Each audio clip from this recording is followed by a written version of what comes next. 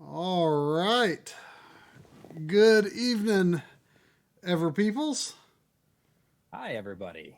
Yeah, We're back. let me. Did you miss us? It was the most surreal thing. Tuesday morning, we're eating some breakfast curry, or at least I'm eating some breakfast curry because it was delicious. Um, and I'm looking on my phone, and it's like, oh, why is Backloggery streaming on Tuesday morning? I guess we could have streamed Monday morning if we really wanted to, like via our phones or something. Yeah, I mean it's possible. It would have been tougher to do it, I think, but I don't think it would have been very. I don't think it'd be worth a lot of people's time. No, you're thinking about like pointing a camera toward like your Switch playing Bayonetta 2 or something. Right. But I mean, maybe it's something we can think about in the future, because with a laptop and capture card, portable capture card, you could probably do it. Yeah, I mean but yeah, we didn't, like you say, probably wasn't worth anyone's time. Yeah. But yeah, so for those who didn't know, I think most people watching probably do know. I mean, we were just in Japan. For like 7 days. Yeah, It didn't we're. feel like 7 days. What did it feel It went like? quick. It just felt like a couple of days, really. Oh, I mean, I thought I thought it felt like 7 days because we had like probably like three and a half like good full days of work, and then like two and a half to three and a half maybe days of kind of going to Akihabara and doing whatever. Yeah, Um, spending so far I too mean, much money. it felt like spending money, Yeah, a kind of shameful amount of money, honestly. But yeah. I mean, we like to think that our second trip to Japan, whenever that may happen, um,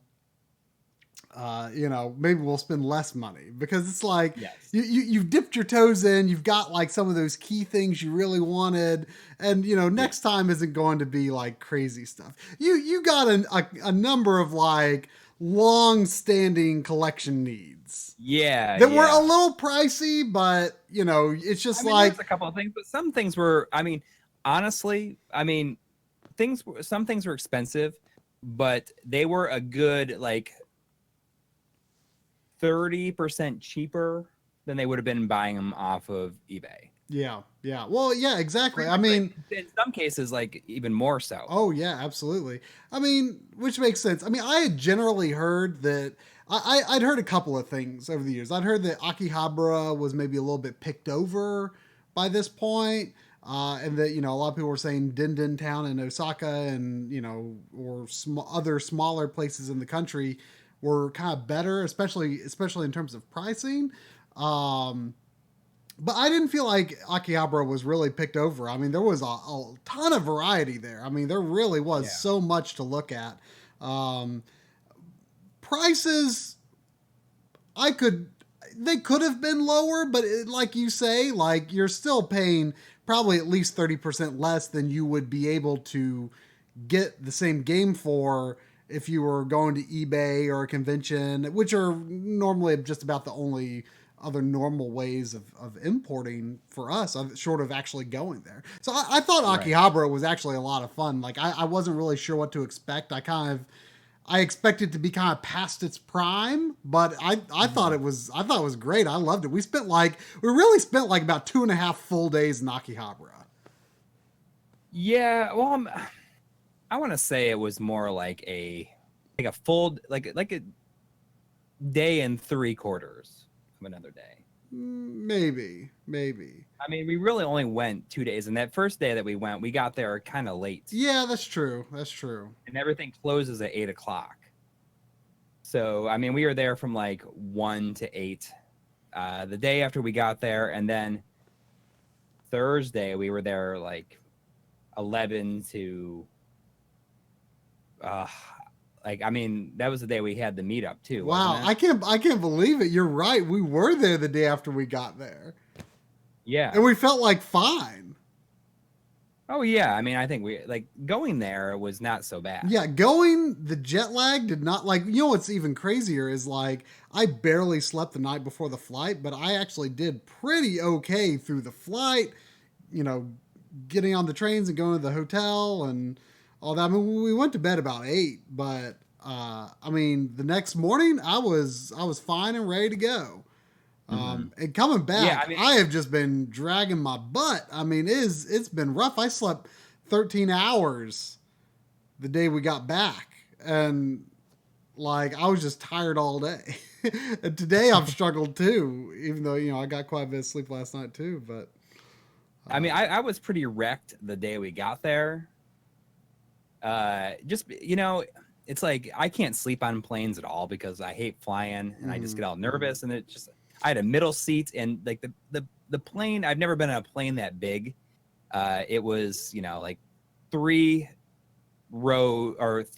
sections of 3 seats across. And I was in the very middle. So it was very impossible to like really get comfortable. And I just I kind of crashed the day we got there. And, you know, after taking that long train from the airport, you know, you're so tired and it's kind of surreal that like you're suddenly like, it was my first time like being off of the continent of North America.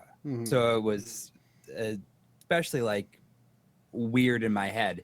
But I was pretty good the next day. I mean, we went to bed. I mean, like I slept like before 8 o'clock, and we slept until like 6 a.m. or something. yeah, Like that. well, our first dinner in Japan was from 7-Eleven. Yeah, mine. I had a calorie mate. It was the calorie mate. They're really good. You know, if you're familiar with the calorie mate, you know it's kind of like iconic to me because you know it's in Metal Gear Solid 3.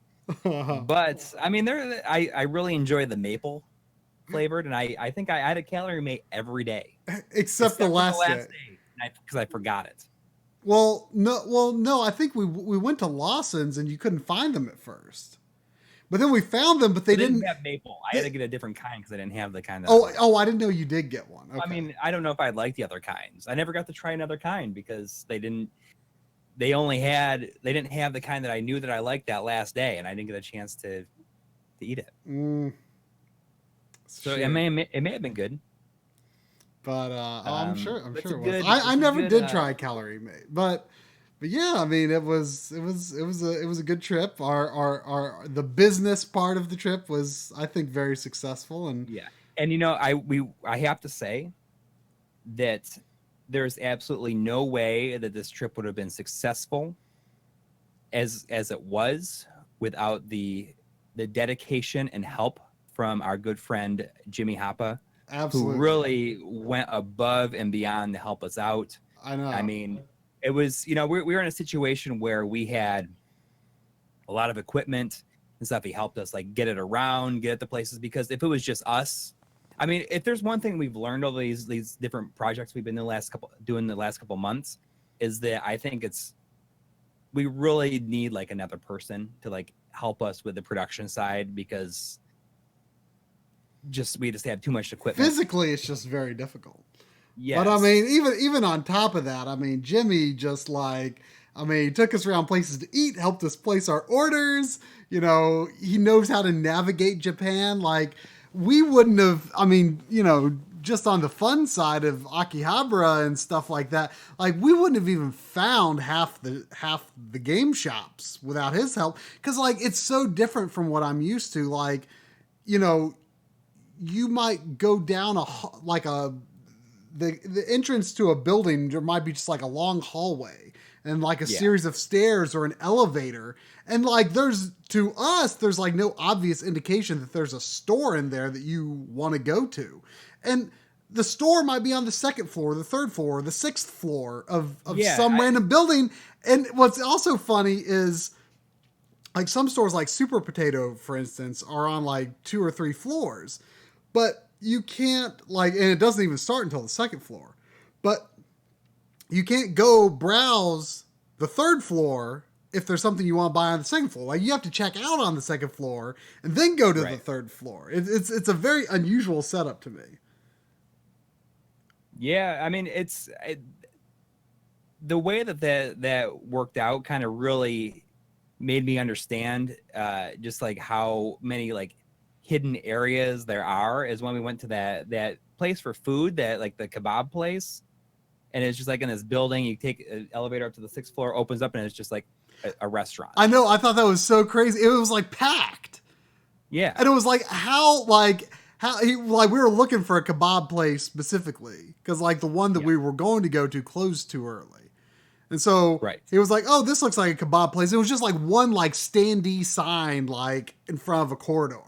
And there was probably a bunch of other stuff down there. Went down this long hallway, went in the elevator, 6th floor. It's like this like packed, smoky kebab joint. Yeah, it was amazing, and it was so good. The other thing I really liked about just the overall geography and layout of Japan was how walkable most of the places are, and how every alley isn't just like, oh, it's an alley with like some dumpsters or something in it. It's like every alley has like restaurants and stores. Like the front entrance.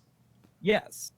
Like it just like occupies, like it's like they're making use of like every inch of space that they have there, like the most efficient way. And there's just so much cool stuff. Yeah. But I mean, I don't know how you would find it without, a friend to help you out.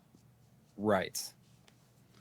So, but yeah, I mean, if it wasn't for Jimmy, like, I have no idea how this whole thing would have gone. It would have been far less successful. We would have done it, but it would have. And Jimmy actually helped us out in a pinch where he ended up being our interpreter for arguably like the biggest interview that we had. Yeah, definitely and the longest. He's never done it before. Yeah, it's definitely the longest, and he's never like been an interpreter for something like that before, and he just did an amazing job. Nailed it. Yes, I mean, I have no idea what we would have done without him. Yeah, absolutely phenomenal. Yes.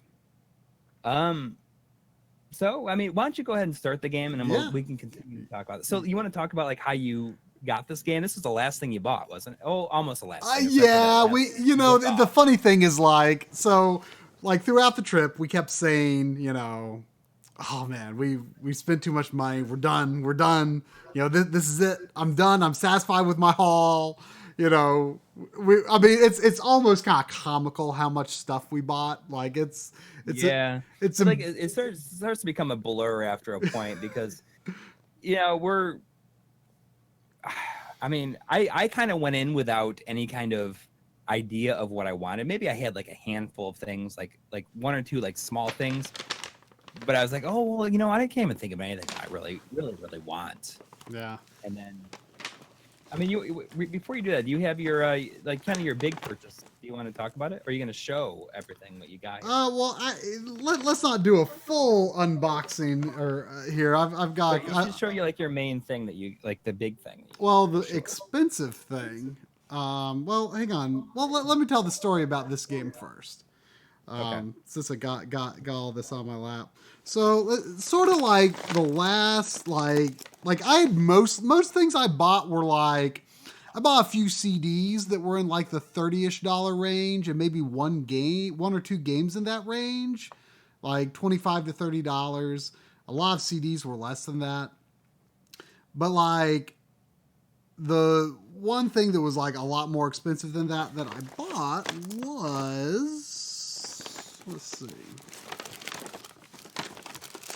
This was not one of the most expensive things I bought. This was Wave Ray 64 for 108 yen. This is like $1. There we go.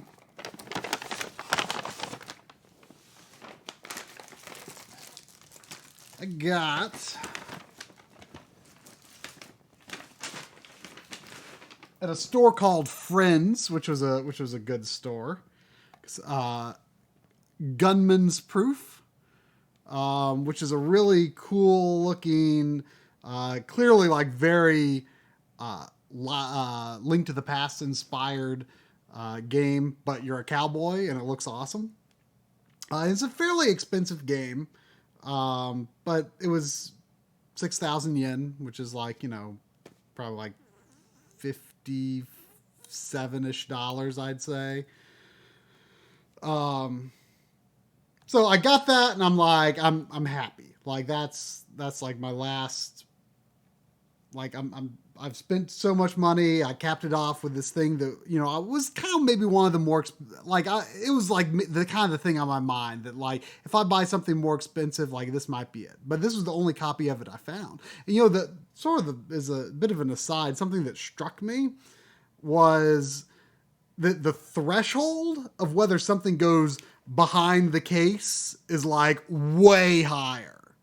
Yeah. Like looking inside the case at most of these stores was like not even worth it. Like it's not something like most of them were just like so outrageously expensive I wouldn't have thought to buy them. This was just like out there in the so-called commons. Here it's just a 60,000 yen game, out there in the commons, just flipping through them. So anyway, I got that. I'm like, I'm done. I'm satisfied. Well, for 6,000. Huh? 6,000 yen. Yes. What did I say? You said 60. Oh, it was not 60,000 yen. Most definitely was not. So we leave there, and you'd been like looking throughout the trip for something for your kids. And we like go by this like huge sort of dirty gachapon parlor. And you're like, oh, this is perfect. Like, why didn't I think of this before? And there's just like 2 or 3 like aisles just, packed to the ceiling of gachapon machines. Just goes on and on and on and on. And there's all sorts I gotta say, I'm not going to even bother with anything else because I got a bunch of them for my kids and they were an enormous hit. Oh, were they? Oh man, they love them. Although, the Godzilla is probably the number 1 favorite toy right now. Oh, yeah. Oh, the Godzilla from the... You crank open its mouth and the teeth come up and you press the teeth down. You take turns with another person or other people. And whoever presses the tooth down where the mouth closes. But this one's Godzilla. And awesome. But yeah, so anyway, like in the very back of this gachapon parlor, there's like these like cabinets where they've got like the complete collections of gachapons if you want, I guess, pay sort of a premium price and not deal with the randomness factor and just get the set. Well, there was one case like on the floor, like on the ground level, like it was hard to see, that just had some token Famicom games for sale in there. There was Mega Mans and stuff like that. Nothing too crazy. But for some reason there is a Seirei Densetsu Lickle, which is little Samson, and it was about the equivalent of like probably $150 or just under, which I don't know why that's something I don't recall looking into terribly much. Like, how does the price of little Samson compare Japanese to American? It is actually quite a bit lower, but it probably would have been $80, $100 more at any other store, which I didn't see it, but that's what Jimmy said is, it'd probably be like in the 200s. But then if you were to find that on eBay, like a legitimate copy, they'd probably be selling for $300 to $500. I would guess, just because they know they can get that price because of how much more expensive the American version is. And at the time I was like, I bought that 6,000 yen game and I felt like really done. And I was just like, oh wow, that's cool. But like, I had no like imagination of actually doing it. Like if I'd run across that at the beginning of the trip, I would have got it. But I was just like at peace with the idea of not buying a little Samson that was only $150. Yeah. And then the next morning, like I'm in the shower and it kind of just like hits me like, what am I thinking? Like, this is my last chance. Like, Yeah, we 'cause got to it's go like it's back kinda and out of the place that people are not looking for this at. exactly. It's like it's such a weird place to find it, and I'm like, I like $150. Like if it, like I withdrew money from my personal account because I felt like we'd spent like too much like joint MLiG dollars, and so I'm like, I gotta get this. I gotta get this. It like doesn't matter. I gotta pay for it. And so we went back, made sure it was there, got out of the case, looked at, went to the 7-Eleven, got the money, came back, and now I have a Japanese little Samson that was, you know, the best deal I'm ever going to find. And, you know, that I'm pretty sure the most money I've ever spent on a game, but like, Whatever. And now you're gonna play. now I'm gonna play it after all that story, and it ended up not actually being the last thing we bought because of course we couldn't resist doing one more book off shopping trip the day we flew back. Yeah. Really quick, I see the Mr. 77469 is saying, would you suggest a 1-Up card is a good cleaning cartridge product or something else like Brasso? I think the 1-Up cards, if you put like on the fluid end, if you put some isopropyl alcohol on it, I've had great success. I think the 1-Up cards are really, really cool the way that they work. I don't know if have you ever seen those? Have I ever shown you those? Yeah, but I mean, it's like a business card type thing, and it has like a. I just don't like them because, like, you know, obviously it gets dirty over time, and I just like using Q-tips because you know you just use one and it's clean. Yeah. Brasso is not recommended. Yeah. So does this have a language barrier at all in it? I mean, does it have? I don't think there was. Play wise, I know it doesn't, but yeah. I just like don't know if it. I mean, I've played a little bit of an American ROM before, but I as you can clearly see, I don't quite know how to play. Like there's like 3 or 4 different characters you play as. I feel like you can shoot in 4 directions. No, you can only shoot straight out. It seems like you grab the wall when you hit A, and then you can just keep climbing. So that's cool. Yeah. Also, I have to say that your most expensive thing. I mean, this was your second most expensive thing. Your most expensive thing. Oh, look, I'm on the ceiling too. That's awesome. That's cool too. Probably, and you're going to be doing a video on your most expensive thing. Yeah, I'm definitely going to do it probably right after the 4K episode. So I got a 3DS capture kit, which a place called Katsu Kitty. Yeah, and it's like they design and install their own there. And they've got sort of a new thing that is I mean, frankly, it is a little expensive for what it is, but the functionality is something I really wanted, which is like they actually make it's just a Raspberry Pi, but it's a video output box. It only works with the new models, the new 3DS, etc. Yeah, so it you normally for these 3DS capture kits, you have to whoa, that's a big thing. You have to like just use capture software on your PC and then like capture it just like full screen or play on full screen. I was never quite satisfied with that idea. And so even though it was, you know, kind of a lot of money for what's just a Raspberry Pi, I thought it really worth it. I messed with it a little bit today. And it actually has a really nice nearest neighbor scaling mode. That's what you want. I believe was not when he showed it, when he demoed it to us in the store. I don't think that was on. Having interest in that. Yeah. I mean, I still had interest in it regardless, but yeah, the nearest neighbor mode looks phenomenal. I'm not positive if there might be some dropped frames when running at 60 frames. I'd need to test a little more. But the fact of the matter is most 3DS games run at 30 frames anyway. So, oh man, that put me back at the beginning of the level. I did choose normal instead of easy, so default was easy. So there might not be shame in doing it. Right. Well, we'll see. We'll see how we go. This game does have passwords though, so that's nice. Oh, that's good. This is a 92 game, so I mean, you can expect, you know, it's pretty polished NES stuff here. Yeah.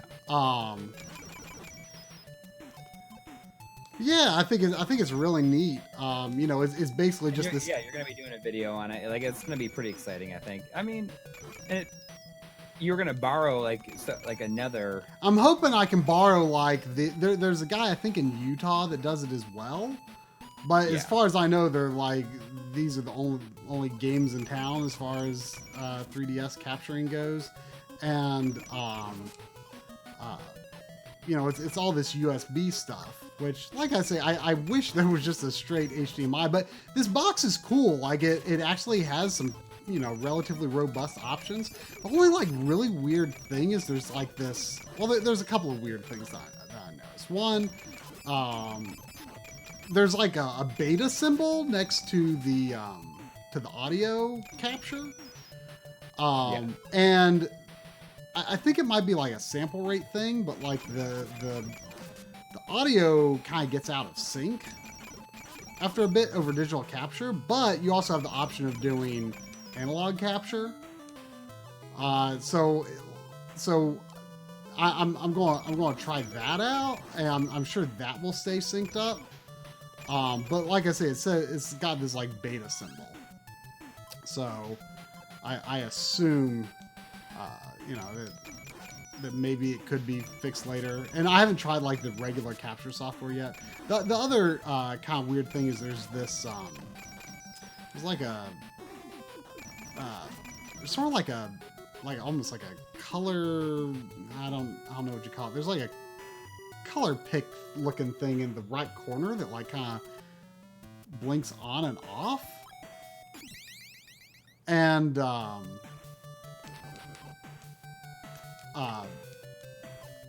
like if you're using the pixel perfect mode or the whatever you call the nearest, they don't call it nearest neighbor, but they call it something else. But anyway, if you use that dot by dot, I think dot by dot, that was it.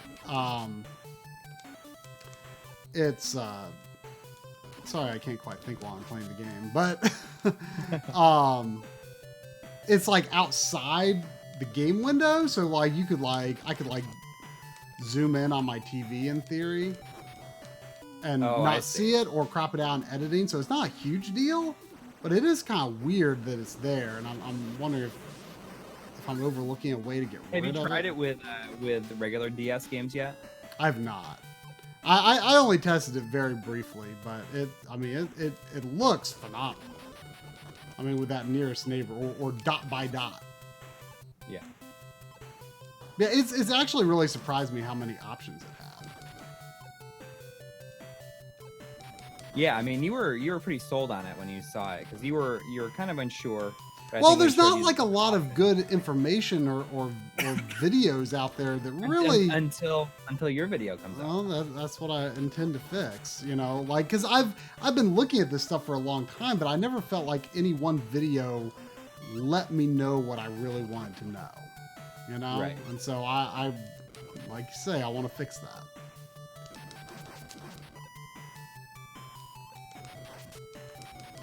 So yeah, I mean, look for that, I guess, after 4K.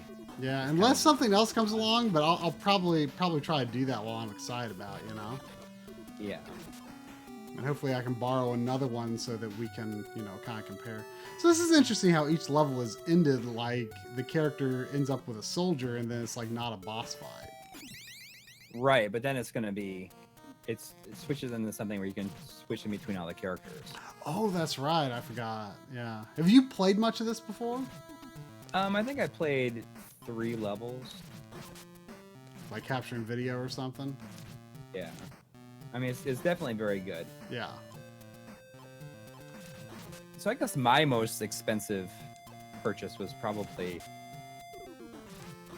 The only thing I really kind of went there hoping to get was Monster World 4. Like I really just wanted a copy of it. Technically, you and Jimmy bought each other's Monster World 4s, but Yeah, I couldn't find it the first day, and he found it at Beep, and I was just gonna pay him for it, and then we went to Beep to shoot some video a couple of days later, and they had a second copy of it. I'm like, how if I just buy that for you? And it's like an even trade. It was actually kind of wild while we were in Beep shooting footage, because we were meeting with we had already like sort of arranged to meet like a My Life in Gaming viewer there, and he was coming, but we ran into another one just like in the store. He's like, I recognize you guys. Yeah. He's like, I saw your guy. He came up to me and said, I saw your friend shooting something over there, and when I saw you. He said, I saw your friend shooting something over there with his camera. I thought he looked familiar. And then I saw you, and suddenly it just made sense. Well, I was wearing my hat too, so I could imagine that like I might not be super recognizable. Right. You know, the wilder recognition thing that happened for me though was at the Detroit airport. I had a layover in Detroit, going and coming back, and okay, the mouse can run up walls too. The TSA lady was like, "I know you from YouTube." She's like, I blame you for my basement looking the way it does. She was like talking about like how her husband like sold his Genesis collection for a bunch of money, and you know she'd been learning about systems she didn't know about before, like TurboGrafx and stuff. Yeah, but it was kind of funny though, because I feel like she was like getting ready to like be like, I want to take a closer look at this thing in your bag. And then she like, when she was approaching me, she's like, "Oh, I know you."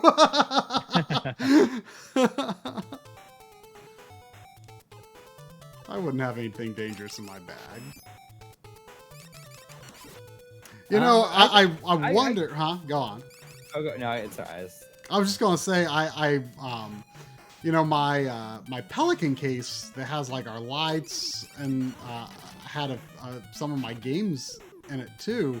It was delayed, and Delta actually had to deliver it Saturday morning, and which, you know, that actually turned out pretty great. But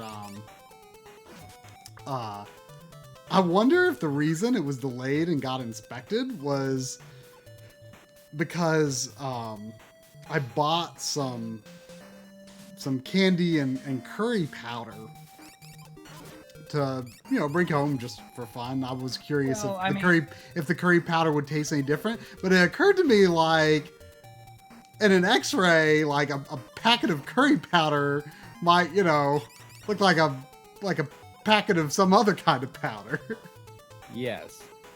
Well, maybe, but I mean, they gotta expect that people are like taking that kind of stuff home all the time. Yeah.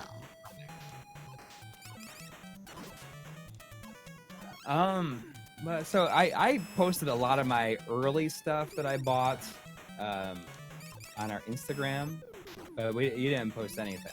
So No, a lot of that stuff is kind of a mystery. But I mean, you got the capture kit was your big purchase, so yeah, I went there like with an appointment and everything to like get that done. Yeah. I mean, it was, and it probably changed your the idea of like how much money you were planning on spending. Yeah. To an extent. I was actually thinking, even with that you had spent more, and now it's looking like I probably spent just a little bit more overall. But we were actually pretty even. Yeah, and I thought I was like about $100 less than you, but then I realized that I got a couple of T-shirts and you didn't buy any, because, you know, like this one store. It was made for you. Yeah, I mean, I was really bummed they had a Space Harrier t-shirt, but they didn't have my size. But they did have a Karnoff t-shirt of the Japanese box art that I bought. I mean, I couldn't not buy that. I couldn't not buy a Karnoff t-shirt. You wore it that evening. Yeah. Oh, whoa! I'm fighting the dragon. Why are we fighting, buddy? Oh, you're not friends yet. But I also got a Famicom t-shirt, which is something that I'm really, really happy about. The shirt is downstairs. I have it on, and we had a get together for people that were. It was kind of impromptu, I guess. We kind of announced it that morning, and let me see if I can find the photo. But we met with some viewers of the show, and went out for drinks and stuff. It was a lot of fun. But I mean, it's a Karnoff t-shirt. I mean, Yep. I can't not get that. I kind of wanted to buy a Kirby's Dream Land shirt, but I wasn't like so super in love with it that I had to get it for the price, Like there were so many neat things in there. Like they had like Alex Kidd shirts and Space Harrier shirts and like some stuff that really were perfect for you. Yeah, I mean, you should have got. I mean, you would have got them if you weren't spending so much. Yes. I'm gonna see if I can find the shirt here.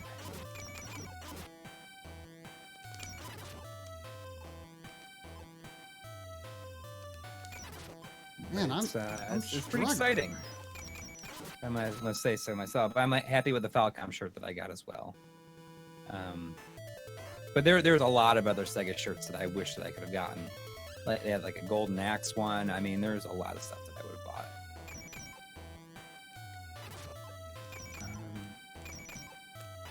All right, here's the tweet of like the get together. And you can kind of see it here. I'm gonna post it in the chat. Just a moment.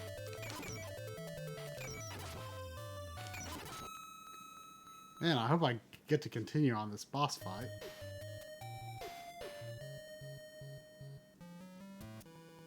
Yeah, okay. Because this is kind of its own level. Makes sense.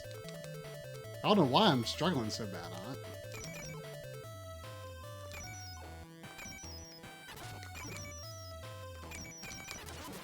But some of the other stuff I got. I mean, I posted like my first day worth of stuff, and I am getting like a lot more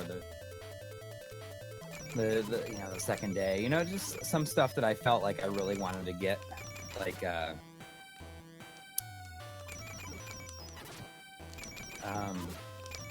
had something in my head and I cannot remember what it was. It's more of the Sega Ages 2500 collection. I can look at some of the things I I think the only store that I didn't buy anything at was that one like really narrow store. Yeah. Well, do you remember what that was called? I can't remember. I don't remember what it was called. But I didn't buy. I only bought one game at Mandarake, but I bought a number of CDs. That was probably my favorite place. It was. I mean, it was really good, but I feel like a lot of the stuff that I saw there that was interesting, I'd already bought at other stores. Yeah. But it was a really good store. Trader might have been my favorite just because it was so much more browsable. Yeah, there was so much space. I mean, Mandarake had good space too. But Breakman X wants to know what hardware you're using. AV Famicom with RGB mod through OSSC.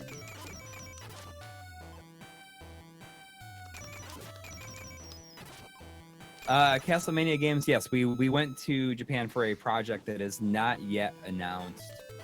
I think that the existence of the release is known, or at least strongly assumed. Yes. Well, I mean, I don't think it's officially announced. Yeah, it's not officially confirmed. When you find out what it is, it's going to make a lot of sense. Mm-hmm. It's something. It's probably something you would have never expected to see a documentary on in your life. Yeah. It's pretty cool. You know, it's something I think that I pitched like almost a year ago. I'm saying like if we had the we opportunity, ever had a chance to do this, yeah. I mean, this is something I'd like to do. So it was pretty surreal. I did it. Are we friends now? You got a boss rush them all, probably. Take a password screenshot just to be safe. It's not Shenmue. It's not Wonder Boy. I wish it was Wonder Boy. I mean, no, I don't wish that it was Wonder Boy. I mean, I wish we were doing Wonder Boy as well. Like that's something we did. Okay. I see how the progression works. That's interesting. So this looks. It is not a calorie-made documentary. How did you choose the theme song for My Life in Gaming? That was a song that was created by my friend McCheskey. He had a early version of this song that he wrote, and he's done all the music for the kind of like original stuff that we've done. But he had this song, and it just like worked perfectly. And the song has since been released on his Bandcamp, but it's the instrumental version that we use is exclusive to us. We've used a instrumental version of the final version in certain, like in our documentary stuff, kind of used in the end of the Night Trap video and the beginning of the Limited Run Games video. Like, I don't know how you feel about it, but I kind of want to make a tradition to use that as like the ending in like all of our documentaries. Yeah, I mean, it could be. I like the idea that like that's the only time you hear the MLiG theme in the whole video. Yeah.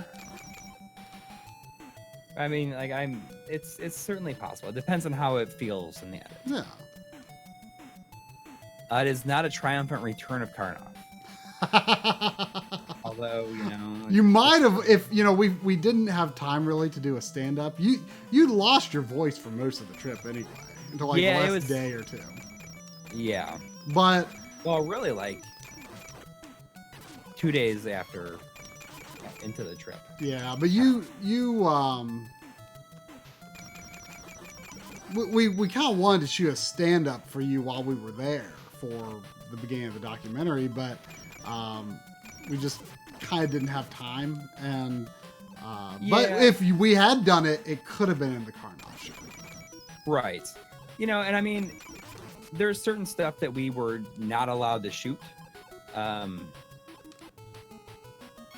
There is, I mean, Japanese developers are like definitely a bit more private with their creations, I think, than our experience with American developers. Although we don't have like a lot of experience with American developers either. But I mean, we were like not really even able to go up into the development studio, which is it is what it is. I mean, we'll make it work. It would have been cool to have that, but it's all right.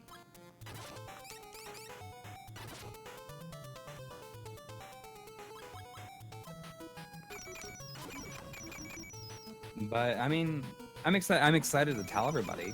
Yeah. I got 4 new songs from Matt McCheskey today to be used in it, which I'm pretty excited about. That's amazing. Perfect timing. I have an idea for like a title sequence already.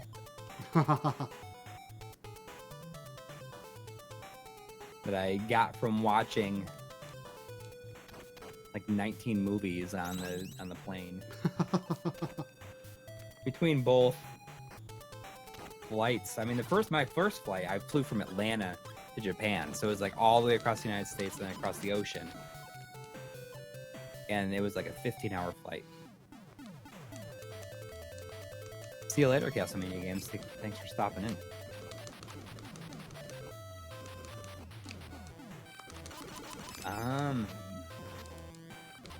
I was excited to finally get a copy of Thunder Force 3.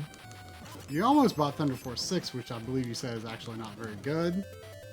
Yeah, it's not considered to be very good. I kind of wish that I bought it now, but at the same time, after spending like this money on the trip, I get back and I had to run the Best Buy to get something yesterday. Oh, I had to get Best Buy had $20 Horizon Zero Dawn for complete edition. No, I need to go myself and get that. It does have patches though. There's patches, and I think it's all to. But is the DLC on the disc? Yes. The patch is like 300 megs, and it all has to do with the expansion. Whoa! It doesn't allow the expansion to play, but it's just. That's like some final boss looking crap right there. Not in little Samson. Oh no! I should have switched characters sooner. But I'm happy to finally have Thunder Force 3. That was a game that I think when I went to the Columbus, Ohio Retro Gaming Society event a couple of weeks ago, and there was somebody who had a ton of Mega Drive games there, and I kind of I've had Mega Drive games kind of on the brain since, because the box art is so good. I got a number of Mega Drive games. I got Wonder Boy 3 Monster Layer. I got Monster World 4. I got Monster World 3 Wonder Boy 5. It's so stupid to say it out loud. I know, but Wonder that's Boy my favorite 3, part Monster World 5. Wonder Boy 5 Monster World 3. Sorry. Yeah, it's so stupid. I know, it's so stupid. I bought it too because I love. Yeah, how because stupid I mean it's kind of a mainstay for our show anyway. Well, now we can show that. Yeah. Version. That was the only Mega Drive game I bought, unfortunately. I was happy to finally get a Mega Drive copy of, or Mega Drive version or port. It's not even a port. It's just another version of the original Phantasy Star. Really it's basically just like the Master System game in a Mega Drive cartridge. You know, and that was very much a.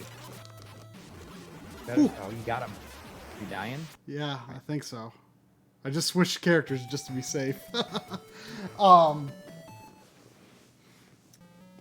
Did all your jewel cases get back safely? Yes. I noticed I still haven't opened my jewel cases yet, but I noticed a crack on my Grandium Museum, like just a small crack on it. It may have been there for all I know. But. And that's really just a novelty. Yes. Adam Jenkins, I did get ES8 on this Switch. I actually got the limited edition this time because I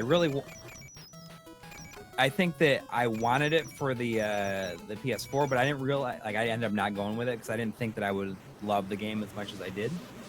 So I absolutely had to get this version. It's kind of a bum that it's kind of messy in some ways, but you know, it is what it is. I'm excited to replay it. The 30 frames, but I mean, PS4 is definitely the way to go. In the coming months, I'm going to be working on a fairly large ease video, and I'm pretty excited about. It's more of a. I think the term that we've kind of come up with it, and it's also kind of something we want to make a regular thing. It's kind of a primer for people that haven't played the series really and might not know where to start. Mm-hmm. And kind of give you an overview of the gameplay styles and like how it's changed throughout, and you know, just like different releases and stuff. And you know, with like as much other stuff as we can show. But you know, it's going to be mainly geared for people that are. It's kind of like, oh, well, there's this game. there's a series that has at least 8 games, but there's also like multiple remakes in it. It's like, where do you even start? But I think, you know, obviously people who already know would enjoy just getting a good look at, because we'll show like lots of artwork from art books and things like that. Yeah. So I'm very excited to do that, and I'm kind of anticipating it to be like a pretty large video. I was wondering, Pradix is asking if we're wondering if we'll ever do game episodes again. Absolutely. I mean, I spent a decent amount of time right before working on the Portable EverDrives episode, on capturing Phantasy Star 3. Finally, I'm like on the 3rd generation and 2 paths. I mean, I have 2 paths at the 3rd generation right now, and I'm just doing the 2nd generation path, and I'll get all 4 of them on the 3rd generation. I can kind of just blow through them all at once. Yeah, I mean, I might say, you know, about that, and I'll kind of mention this in the video probably. Phantasy Star 3 on the Genesis was kind of obnoxious because it only had 2 save slots, which essentially makes it impossible to have. You can never have like all 4 ending without having to starting the game over. But you'll never be able to like save them all. And the PS2 collection changes that to 4. So you can actually have, you don't have to juggle save files or anything like that with the PS2 version. Very nice convenience.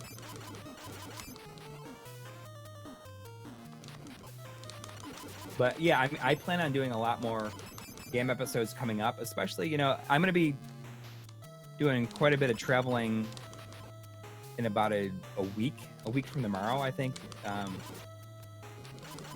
I am going to Seattle for something, and then we're going to Oakland and San Francisco for Dry's meeting me there, and we're going to be doing some stuff there.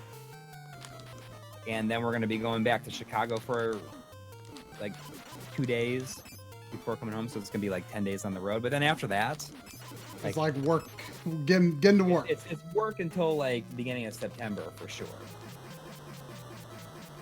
So maybe in San Francisco we can have another get together and like kind of plan it out a little bit more ahead of time. Mm-hmm. Not that it went badly this time, but I mean, I think if we can decide on a place. But we're going to be doing a bunch of stuff in and around San Francisco. It's pretty exciting. So if anybody is in the chat that's from San Francisco, like we're gonna be there.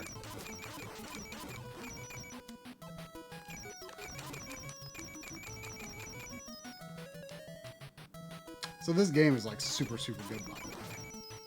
Is it? Yeah.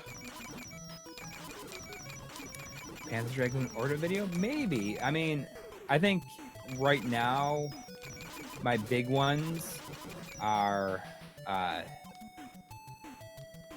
Phantasy Star 3, the Ease primer I mentioned, and definitely Monster Boy with a kind of look at like the craziness that the Wonder Boy series actually is. I think you gotta turn into the mouse, maybe. Yeah, that's what I'm gonna do. But other than that, you know, there's a lot of other stuff that I would like to do. You know, once things have kind of slowed down, you know, like I'm gonna be aiming to try to, you know, like get most of the way through an episode during the week. I'm gonna try to make it a 9 to 5 thing, so that I can also spend time with my family. Yeah, I think relatively soon we're going to be able to get into a better groove, I think. Yes. I mean, I'm pretty excited. I'm pretty excited about having this, like, being able to crank out more content. Because, I mean, for the last year and a half, it's been pretty tough. And I feel like I'm kind of getting myself into a better writing groove. Another thing I've kind of reached out to to Capcom. I don't know if it's going to happen, but I really want to do a video on like the Mega Man X collection, but also look at the quality of like all the other Mega Man collections that have been coming out. And that's something I've been thinking about for a long time. Yeah, we almost did that last year. Yeah, with John Linneman. Or something we were like, I really wanted that to happen, but it didn't. But you know, I think that I had such a fun time doing the Genesis collection one that I kind of want to do more stuff like that. And I think it's such a good way to allow us to cover new things, where we cover the new thing, but we also look at a bunch of the old stuff, which, you know, is not something you get from like a lot of newer game reviews. It's kind of like, all right, so, you know, for like Wonder Boy, I'll be like, here's Monster Boy, but like, let's take a look back and look at all the other Wonder Boy games, and let's look at like all the crazy convoluted spin-offs, and, you know, like not just like Adventure Island, but there's like a lot of other like really weird stuff out there. So I mean, I was very fulfilled by that, and I think that, you know, the Portable Everdrives episode was very hard to get through, because I think I wrote it at a time where I was just like not feeling it very much, and I think that, and I actually shot it before I did the Genesis collection episode. Yeah, because you were a good way through editing before you're like, oh, I really want to do this. Yeah, well, actually, I only had the intro done at that point. But yes, I mean, I said I really wanted to do that, and I think that helped me kind of wrap my head around, you know, helped me get my on-camera feeling, like persona back a little bit. And that's why, you know, you look at the Portable Everdrives, and I'm just like not very enthusiastic. I had like a hard time shooting it, and I was just like not in a good place when I shot it. But like I'm feeling better. Like I've been feeling good, better than I have in a little while.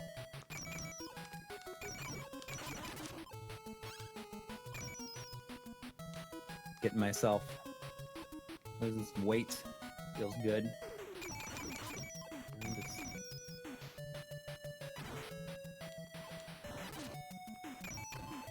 Getting better. I mean, we have most of a GDMU script done too that we should probably be doing. Since I'm taking this other trip for 10 days in starting next week, this week I'm gonna kind of try to wrap up or try to put together something I've been kind of working on for way too long. Try's working on his 4K gaming episode for like it's gonna be RGB 106. It's gonna be pretty cool. Yeah, so probably be like within the next 2 weeks. That's the intent. Yeah, you know, I've got a strong foothold on it, so you know, this week is going to be all about that. Yeah, but this week I had a majority of a script done. I just think it's kind of something fun and something like I had kind of on hand here, like both I was like sent and also like I'd purchased myself, just kind of out of curiosity. Like I'm kind of thinking of it as like, you know, it's like the battle of the HDMI NES clones. Where I'm gonna like look at like the big three, you know, like the $40 NES clones that came out. Just kind of see like what's better, what's the best out of them. I think, you know, if any of them at all serve their purpose as a budget HDMI NES. Yeah. And I mean for the person who's looking for that kind of thing, you know? Right. And you know, like in doing like more episodes, hopefully in the future, like being able to like crank them out, we can kind of do stuff like that. Like it's not exactly timely, but I think it'll be fun. And it's not like such a, I feel like we don't have like so much riding on each episode. Mm-hmm.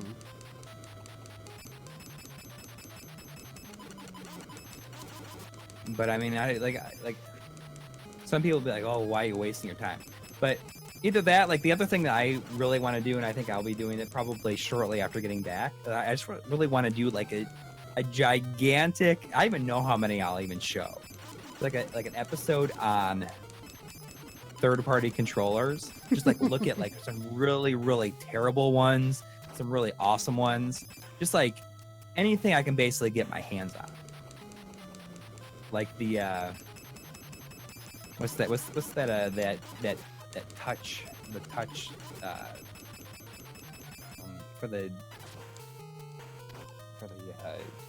Super NES and Genesis.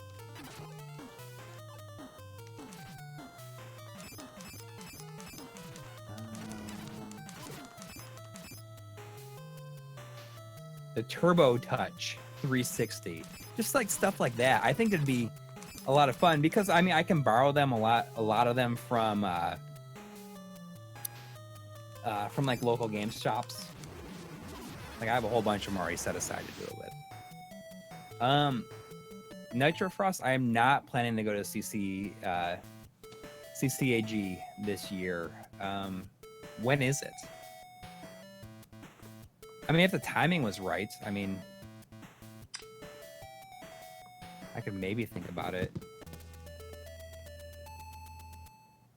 I went with the 8-bit Duke, I want to say like 3 years ago.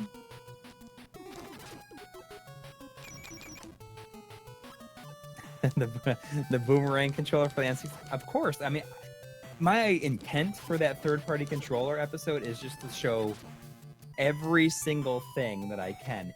And, you know, I'm going to kind of do it in a way where I don't write it. Like, I'm going to kind of just write it as I go. Like, it's not going to be like, it's going to have like an on-camera intro and ending and maybe a couple of little things here and there. But I'm going to be like, oh, you know, like, I got this thing. So let's like, I'm going to write a little segment about it. That's kind of how John works, isn't it?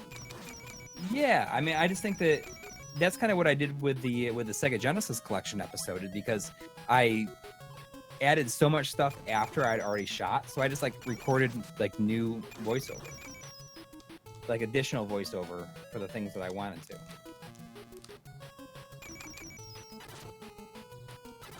Wow. So I think that's how I'm going to do it. I mean, I think that would be a lot of fun, and I think that, you know, I think a lot of people would get a kick out of it because I just show as much as I can.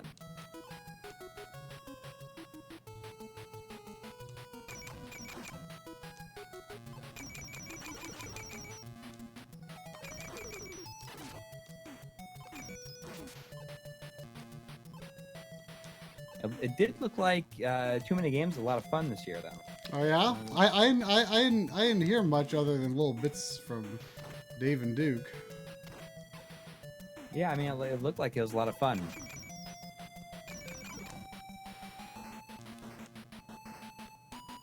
We did not eat milk pudding. There's a lot of stuff that we did not do that will. I mean, there's a chance we might be going back in the fall for another project, but we'll see what happens. I mean, we say the fall, we really don't know when the time. Yeah, we have no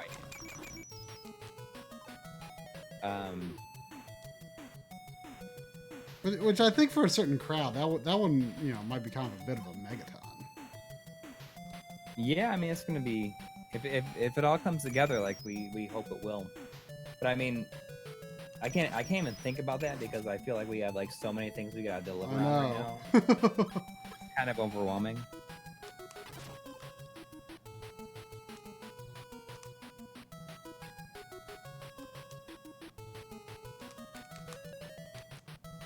But yeah, I mean, it was fun. I mean, there's a lot of things that we did not do there. There's a lot of things we did do. But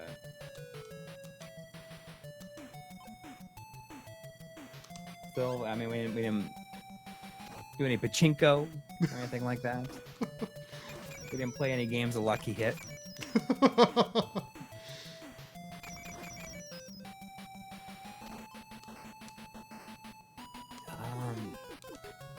Got a lot of stuff out of vending machines, though.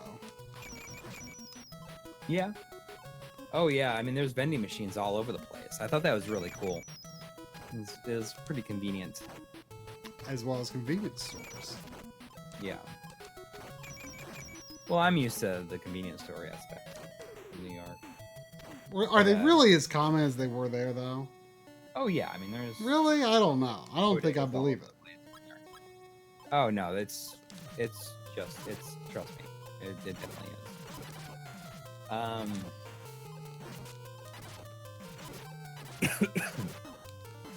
is. PS1 wise, what did I get?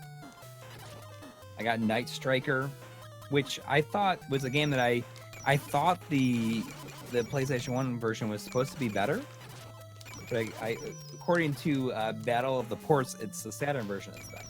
So I guess I was told that the PS1 version is better by John Lennon, but I mean, maybe he got it messed up in his head. Either way, I bought the PlayStation 1 version of Night Striker.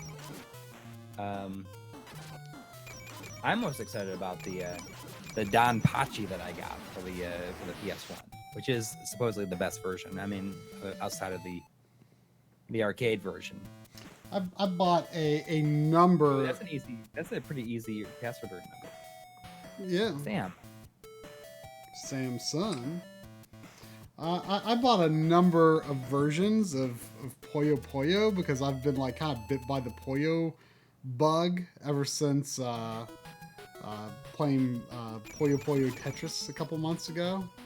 Right. And they're like I had no clue how many Puyo Puyo games there are. Like, you are just tripping over Puyos everywhere there. Yeah. And they're like they're basically coming out of every orifice. They're so cheap. Except there was a PC Engine CD one that Jimmy said, like, I mean, I don't know for sure if this is a normal price, but he said that in his town, at least, which normally has better prices, his local store is trying to sell that for like $40, and it was like $8. So I'm like, oh, I was done buying Puyo games, but you know, since you say this one is cheap, and just out of interest of having another PC Engine CD game, since I don't have very many of those, I may as well get it. And then on the last day, the day we flew out, you know, we tried one more book off that was near our hotel. And you found a on PS1 a Puyo Puyo box that was really cheap, and it's like a compilation. I mean, I you know, knew very little about what exists in Puyo Land until I went there. I had no idea the depths of it all.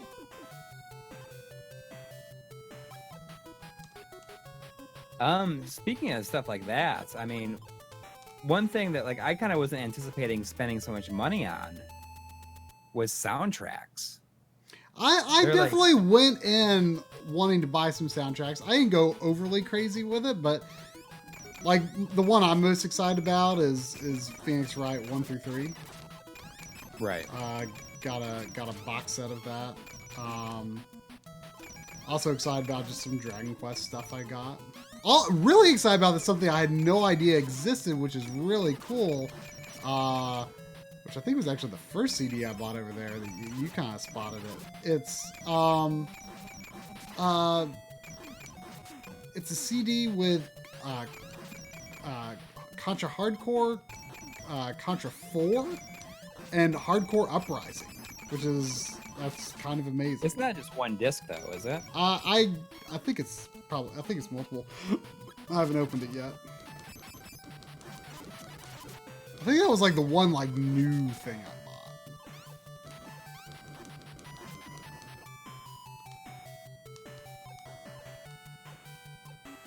This game has no text in it, so it's like the same thing. It's so perfect to play this on import. I don't know why. You know, I feel like one of the reasons I hadn't really looked into the Japanese version too much. I mean, I probably had at one point and saw it was expensive, but it's like something I didn't check often because like I never remembered what the Japanese name was.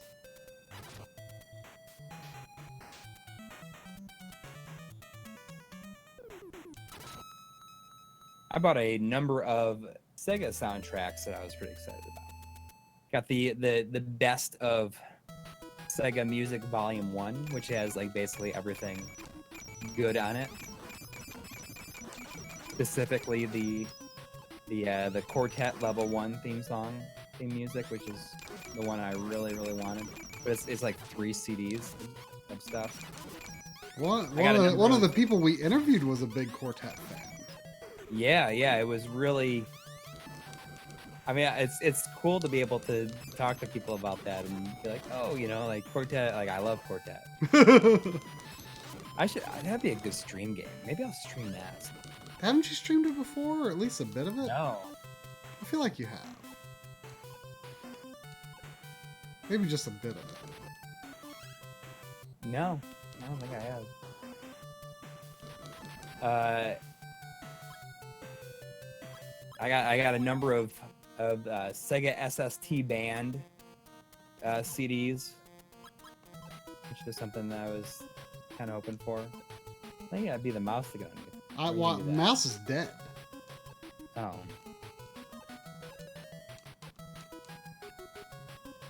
The arcade game of Quartet is not great, but the Master System version is quite good.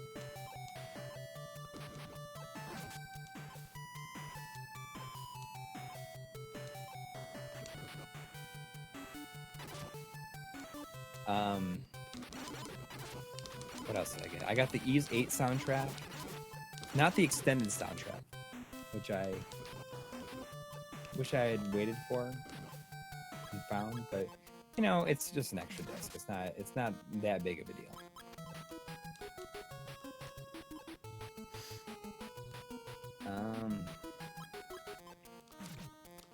Oh, does the music change based on the character you're playing as? Yep. Oh. The music's pretty repetitive, actually. I don't know how much the volume is going to the stream. There was a comment, I think, on the Jackie Chan stream saying I am so disappointed that the volume is so low. You should at least turn it on for those of us who do enjoy game music. I'm thinking, dude, game music is all I really listen to. It's not like I don't appreciate it. I just didn't know it was that low. Because it's very hard to gauge. Like, it changes so much from game to game, Right.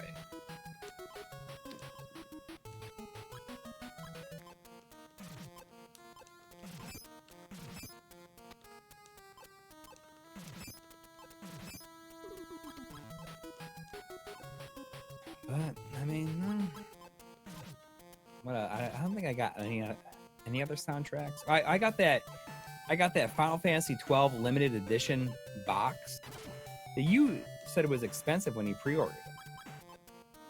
Right? I mean, it wasn't cheap.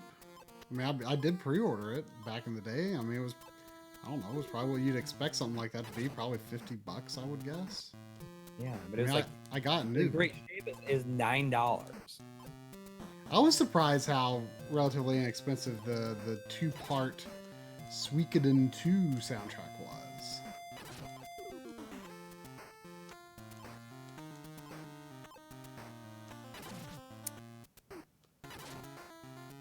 Man, I think I'm pretty screwed.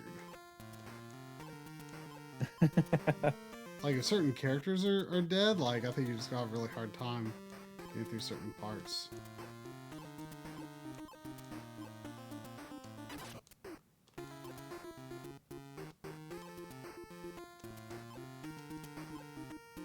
I could switch to the other characters, but they're all, like, about to die.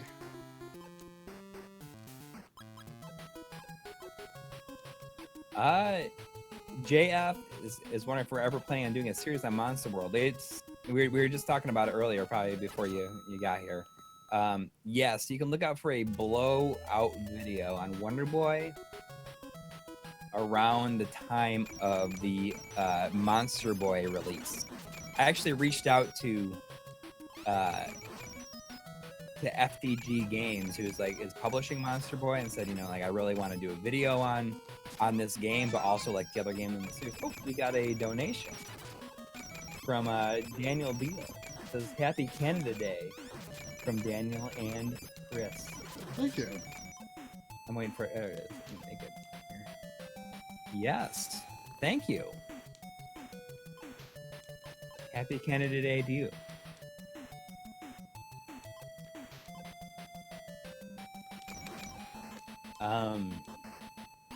But yes, you can look for a sizable Wonder Boy video in the future, probably in August.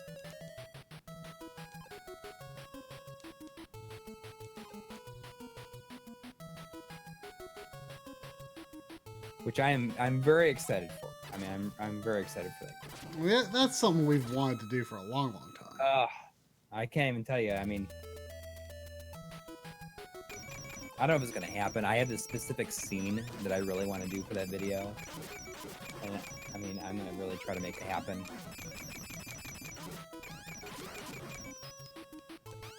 I've kind of had this scene in my head, for a while, for many years, in relation to that series. Kind of homage to a scene in a movie. One of the people we interviewed said he was friends with Takahashi Meijin. Which, I mean, I imagine everyone is, basically, right? Yeah, how can he not be? Looking forward to EverDrive Alternates episode. I mean, we're definitely gonna be doing one on the 64 drive. Mm-hmm.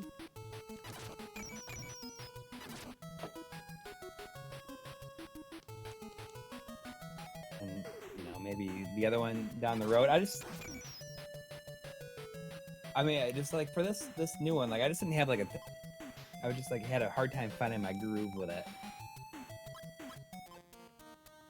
And I was like under the pressure of having to get it finished before we left, because I knew that I wouldn't want to have to do it when I got back. I think I'm feeling inspired to get back into 4K. Well, that's good. I mean, that's really good. I mean, I guess I would too, but like, I just don't think that would have been the video that I wanted to do when I got back. I think I was really struggling a lot, like the week or two leading up to the trip, because I was like feeling really stressed about like a lot of work things that I felt like I needed to get done. Yeah. I feel like my nervousness about that has been lifted a lot. Yeah. So I feel like I can focus more fully on that episode, which is what I wanted to do in the first place.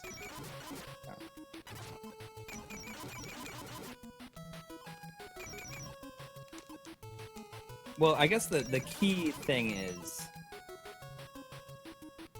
that if these projects that we're kind of working on right now, if everything kind of comes together with them, I guess the chances of us being able to kind of do this stuff like as our real jobs are very, very, very possible. As long as we can keep on bringing in money, I can keep on contributing to my household.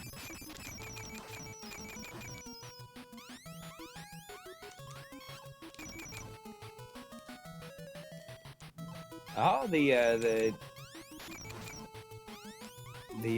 PS TV firmware is like works on 3.68.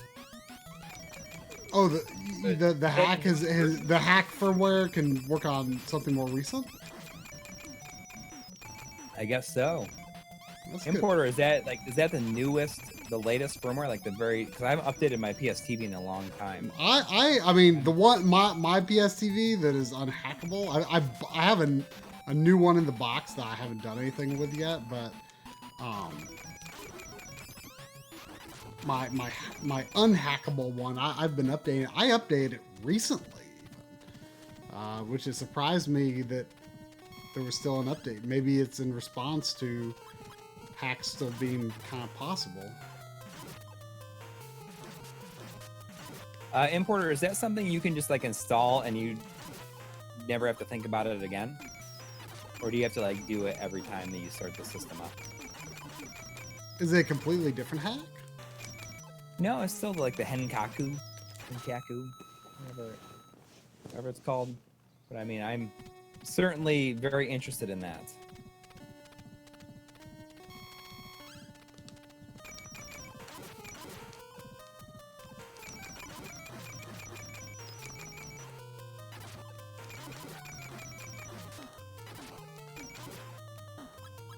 JF, I think that our favorite Monster World is Wonder Boy 5, Monster World 3. Also, Oh no, this guy's still alive. Also known as Wonder Boy and Monster World. Ah, dang it. Am I gonna fight this guy with just Lickle? Yeah. Bummer.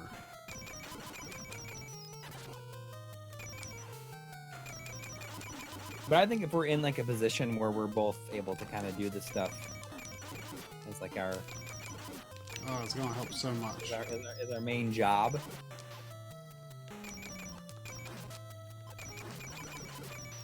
You know, I think that you can probably look for like much more variety and regular episodes like happening like all the time.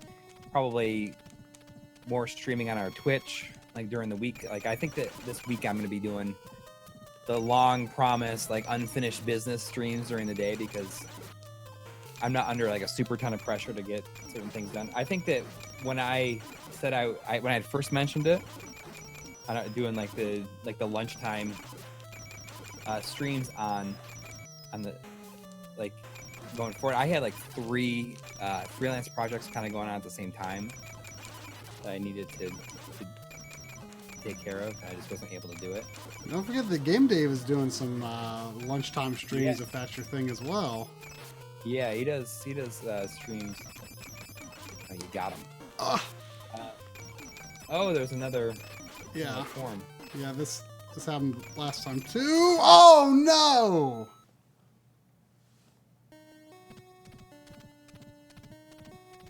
Well, we do have a decent pace. I mean, as long as we're releasing 2 episodes a month. But I mean, imagine if it was like more regular than that, and they were all. I mean, as it is, we struggle to get 2 episodes done a month.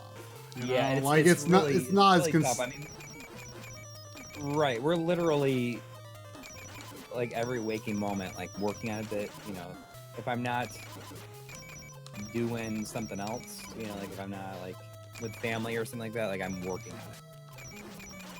So this will make it. I mean, my dream would be to like be able to work on it like 9 to 5. And be able to like take evenings off and spend with my wife and my kids. Maybe even in some cases take Friday or Saturday and Sunday off.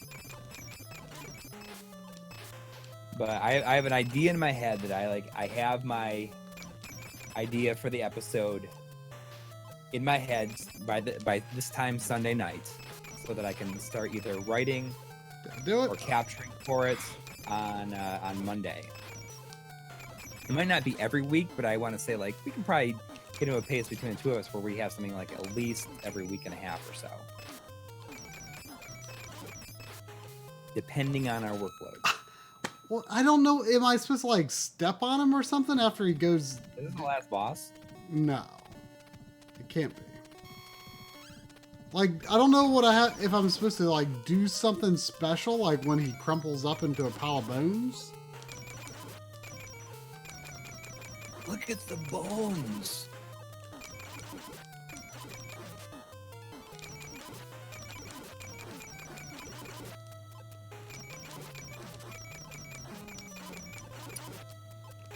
Does anyone know if I'm supposed to do something special here? Like, it seems like he just keeps getting back up. He only has like a little bit of health at the end.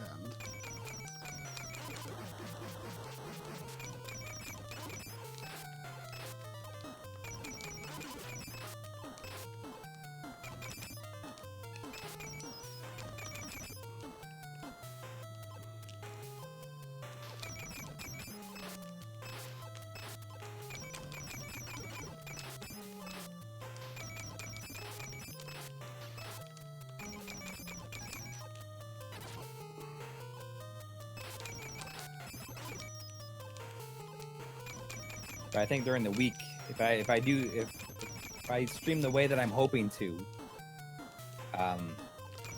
probably be trying to finish up Super Hydra and also Dick Tracy. But I mean, if I was doing like those lunch break streams, I feel like I could get into like a lot of other stuff. Ah. Oh, he had. No, he like when he gets into that form, he has like 2 bits of health, and he keeps getting back up. I don't understand. Importer is the so is it just like a bubble on the home screen? You just select it and it boots it. Like, 'cause that's fine with me. I don't want to have to go through like a big long thing every time.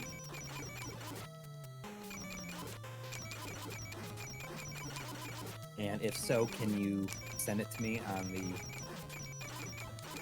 the Facebook or whatever works? But yeah, I know that you've messaged on Facebook before, so it's probably the best way.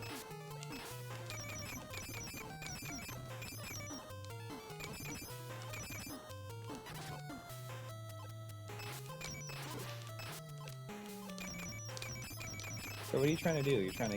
I'm trying to kill him? But he just like keeps going down to this pile of bones, and I'm not sure what I'm supposed to do because he keeps getting back up. I do have to finish Moonwalker too. Finish what? I gotta finish Moonwalker as well. Oh yeah, I keep forgetting you didn't. Well, you kind of did it. Didn't you get like a really bad ending or something? No, Oh, that's right. Because the final boss was like this weird situation. Yes. People are saying to switch characters. I can't. Like the other characters are dead. Like only. Unlimited lives? Huh? No, I just had a lot of lives. Like Lickle always comes back, but if the other characters die, then like they're dead.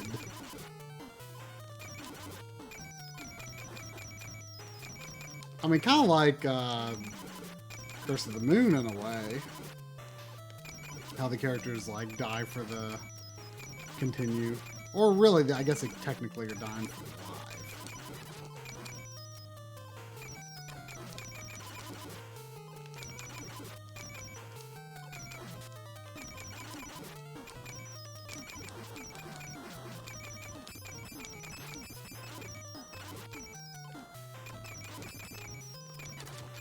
See, like, I don't think the ball hurts him when he's on the ground. My only other guess is, like, step on him when he's bones, or maybe I just have to do it a number of times, but I don't know. I don't know. You want me to look it up? Yeah, look it up. I think this is my last life anyway.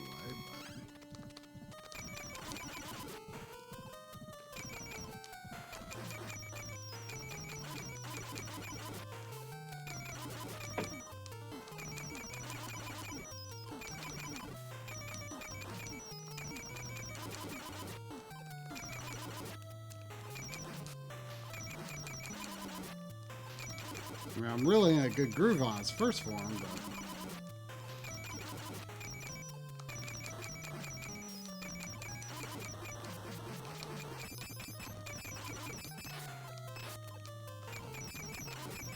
And I have no idea what level this is. Like, the level, the world map screen, like, the progression on it, I don't quite understand. It just kind of seems like you go to random places on it. But this is an ice level, if that helps. Yeah, I'm looking at it right now. It says, now this guy's hit points are beyond low, but he will block many of your attacks, making the fight a bit annoying. There doesn't seem to be too much skill required to beat him. Instead, it's just luck. Jump over him when he dashes, and jump over his sword as you keep hitting him with Lickle or Dragon until he falls. When he falls, he will get up if you leave him alone. So instead, hit him while he's down to finish him off. Well, that's what I tried to do, but it didn't look like the balls were hitting him. I think you gotta run up to him.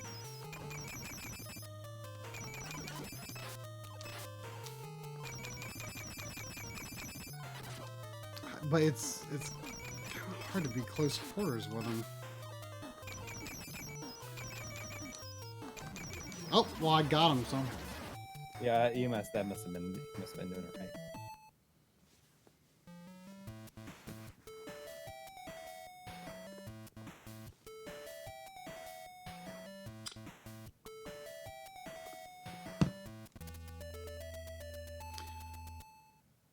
Yeah, this map, he just seems to go, like, all over the place. That spinning sword is pretty cool. If it makes you wonder, you have 8 more levels to go after that. Wow, I mean, it's a pretty substantial game. Yeah.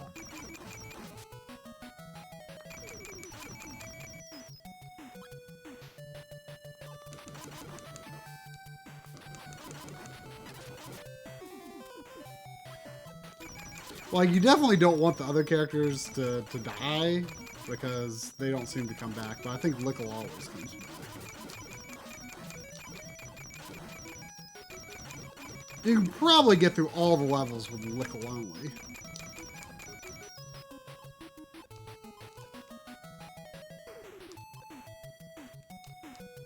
I'm only assuming that is his name. But I mean, maybe lunchtime streams you should consider them too. Yeah, I'd love to. I mean, I feel like I shouldn't while I'm working on the 4K episode, but like, I feel like the 4K episode, like after that, like I feel like I can get into a better groove with things, just because like it's just this super overwhelming thing that like I just feel like I gotta do, and yeah, like I don't think I planned like my strategy with that episode super well, I guess.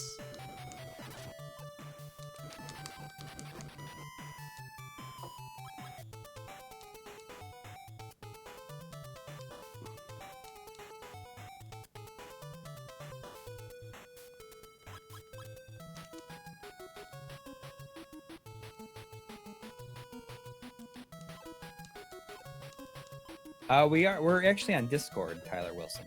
So he's just doing a screen capture, my video.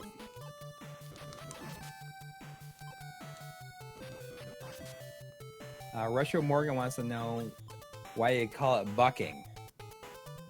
Because it sounds like buck, buck, buck.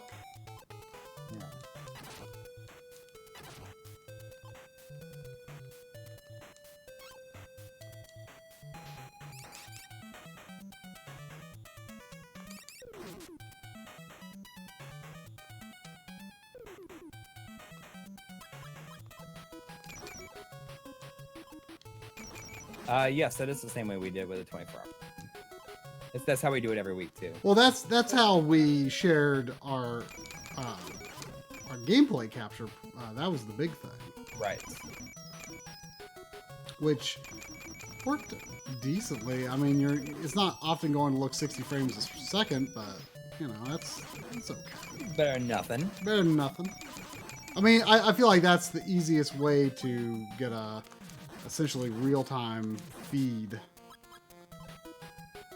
of each other's, You know, what do those potions do? Oh, is that like a potion per character? So can I like... Oh, I never even noticed that on the menu before. That's good to know. I think I can have an E-tank for everyone.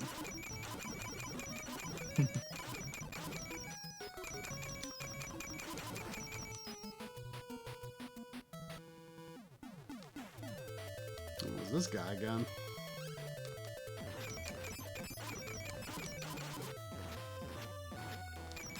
Repeating bosses? No, I think this is like a main bad guy because he's in the opening cutscene.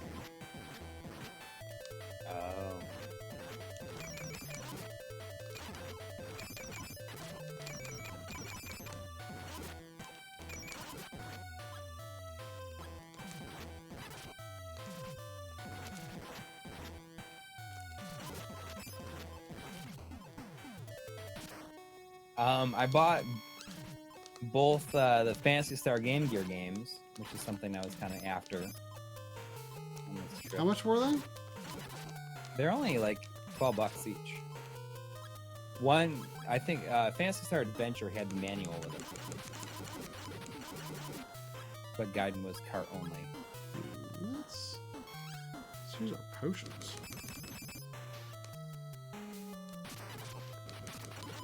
Oh, they have a potion as well? Yeah, everyone has a potion. I only just realized this.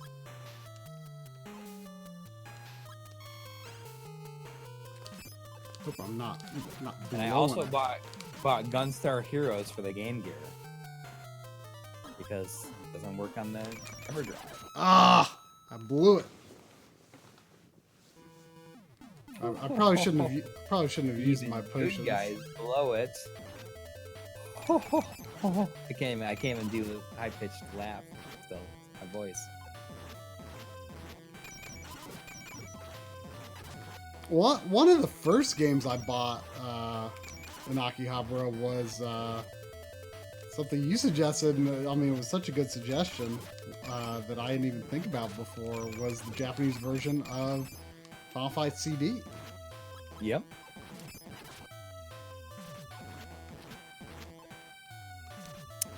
Good choice.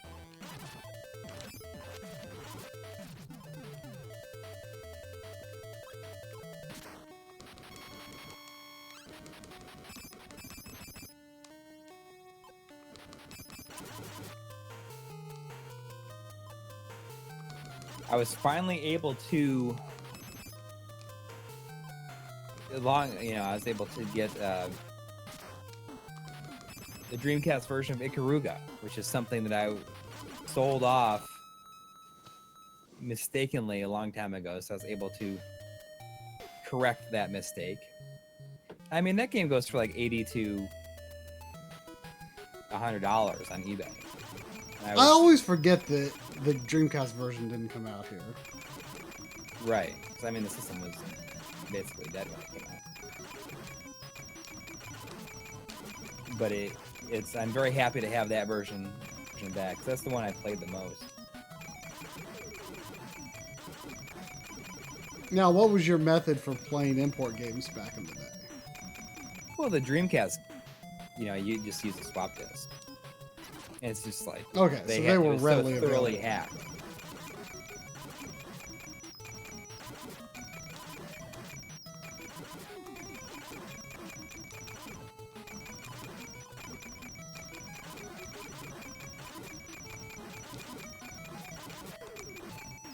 Can you use a burn swap disc? Oh yeah. I mean, if you're burning games, it doesn't even matter. Right, but can you use a burned swap disc for real discs? Yeah. Okay. Oh yeah. I mean, I've only got one Japanese Dreamcast game, and I haven't even tried it yet. Yeah, I mean, I just have an official. It's just something I've not looked into a lot, but I've wanted wanted to do.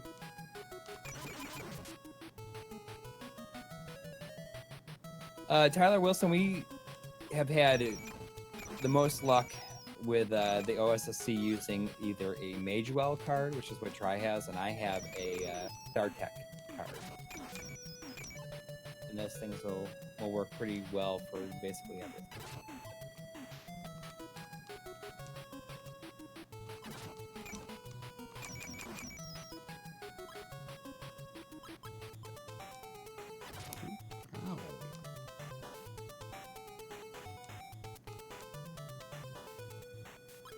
I'm just looking at my backlog here to see what I added to it. So I forgot that I would not be grabbing onto the wall when I switched characters. Finally got myself a copy of Castlevania 3 for the Super Famicom, which is something that I did not own. This game your Famicom, you mean? Right. You said Super. Oh, sorry, you're right. Do you have? Well, you can play it with the AVS. Right, which is the way I'd pretty much be doing it. But I might get my system modded to use expansion audio.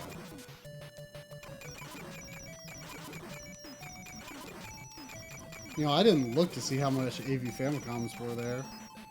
You should consider getting one though. I mean, yeah, it's just a good system to have.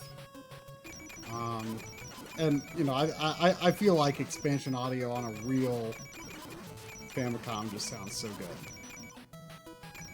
There's just something about it that sounds better to me. I can't remember how the AVS does it though. Is it mixing in the cartridge audio, or is it simulating it? Oh gosh, I do not even know. I just can't remember.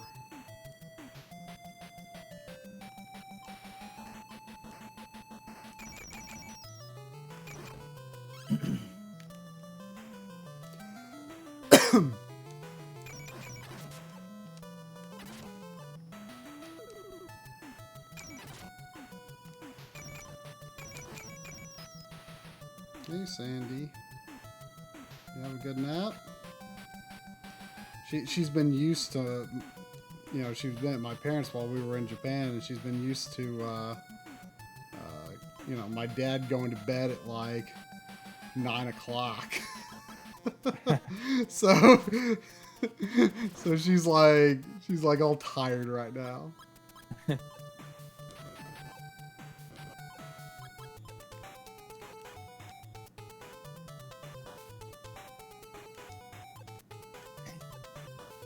Can the golem walk on spikes? I don't recall if I ever tried that.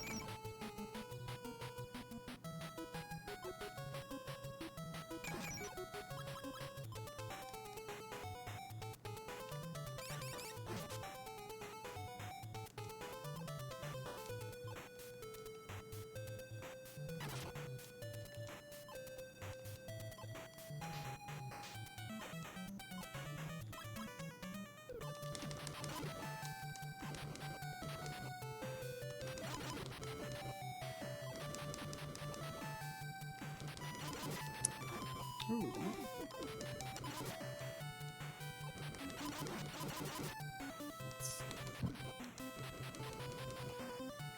We don't have any potions. I'll have to stream the Game Gear Land of Illusion. Yeah, you need to check out what that is. No, I like played it. It's a new game. It's a sequel. oh man, I would have got. It was released in the US, if that matters at all. It was. Yeah. What was it called here? It's called Land of Illusion. But you didn't really know much about it. I had forgotten that it even existed.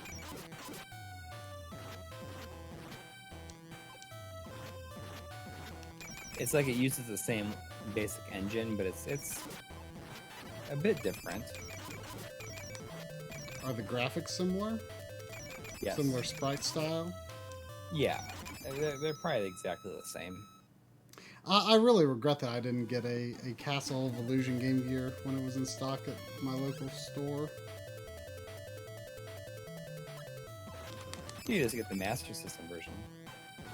Yeah, but the Game Gear version is a lot cheaper, and it's the same ROM. Right.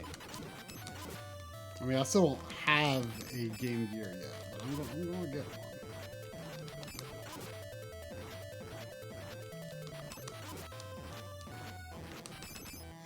I was kind of surprised, like, not by how relatively few, like, just loose hue card games I saw in Japan.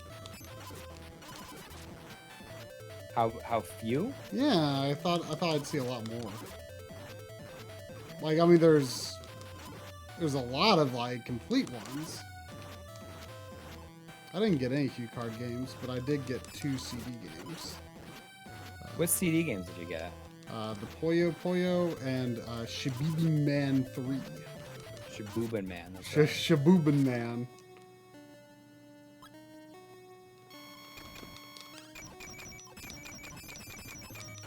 I only got Gradius 2.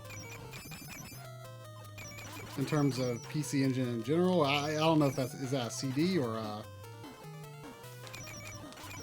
Yes, it's a Super CD.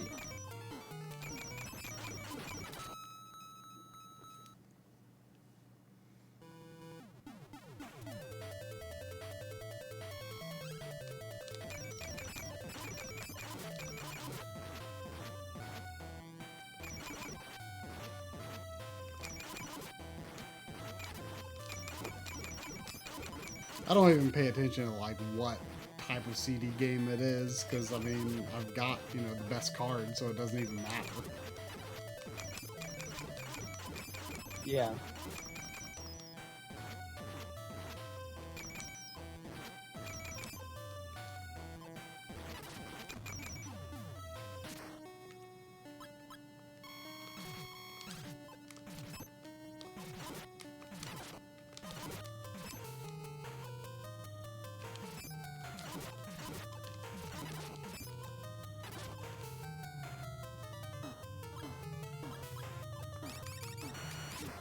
Oh wow, that actually like kind of pulled them up. Wow. The mouse is better than I thought. I heard somebody say that they think that the mouse might be the best character.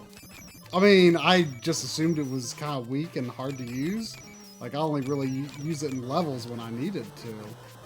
But yeah, it kind of tore that guy up. Never really tried the mouse on a boss before.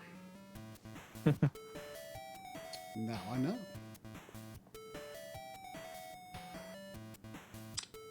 I actually tried the Land of Illusion on the Game Gear, and it is not full screen on the Game Gear. Ah. Or with the video output. Mm-hmm. Is there a Master System version in other regions? I'm sure there is. I'd be curious how much that would cost.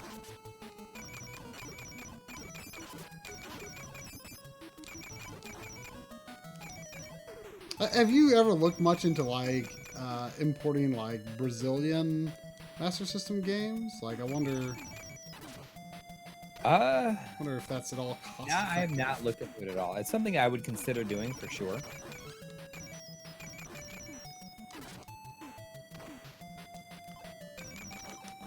I'm not sure if it's the same size as typical Game Gear games. I can do another look. Maybe I'll stream it.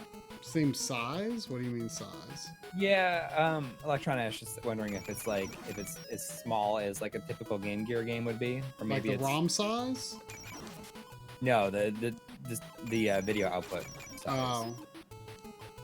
It's not full screen like a Master System game would be, but there is other.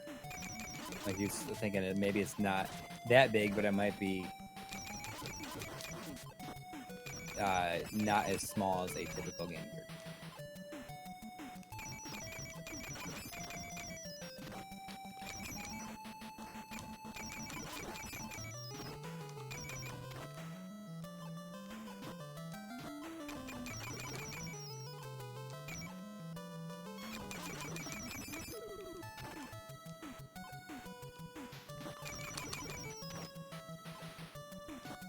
I'm pretty sure that it is the same size as a typical, as a typical Game Gear game. I mean, I was expecting it. It could have gone either way.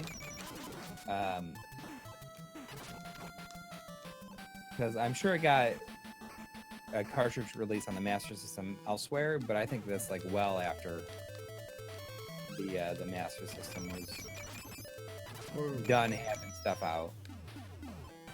Probably in all regions. Let's check it out.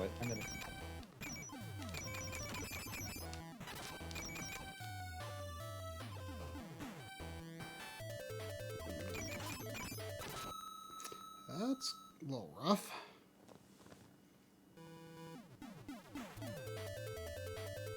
So I wonder if the mouse would get rid of that guy kind of fast. Because he's always on the ground, it seems. It came out in '93. Oh man, the mouse is awesome. I didn't realize it.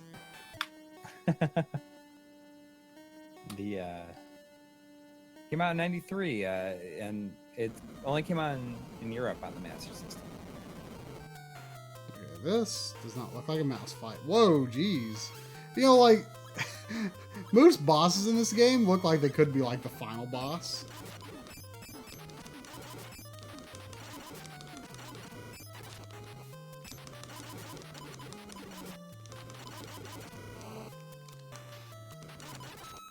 Oh, ow! Oh man, he got my dragon. He hits hard.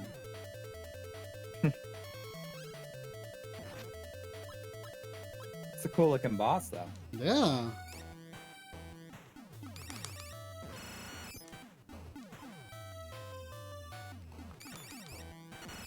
I wonder how many people bought this game when it first came out. Well, not very many, obviously. Yeah, nobody. Yeah, I mean that dragon boss is like right out of Mega Man 2. Yeah.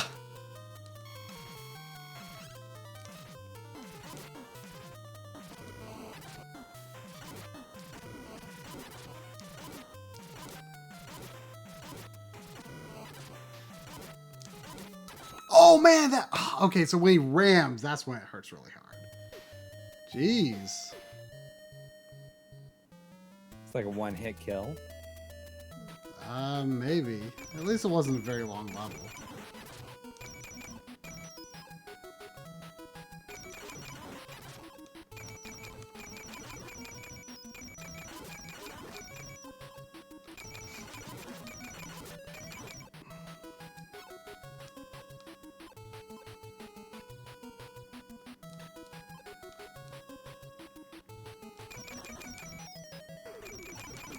So what was kind of annoying that the music is that each character has? Yeah, and that's like all the music. Yeah, the music is... It's not bad, but it's definitely the weakest part of the game. I mean, overall, I gotta be honest, I feel like this game is like exceeding my expectations. Because like... It's like one of those things where it was almost like... I felt like it probably couldn't live up to the hype, you know? Like, I always knew, like, from just messing around with it a little bit, that it definitely felt very good. And I feel like the reason it's got such a reputation is because it's not to say that it deserves to be, you know, $1,300 or $1,500, but it's definitely one of the I feel like the reason it's so famous is because it is a very expensive NES game that is also actually really good, because goodness does not necessarily is not necessarily the reason for the price for most really valuable games. Yeah.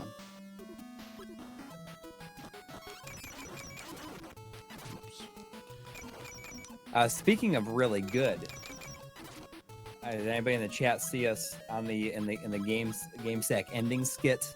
Oh yeah, that got some comments for sure.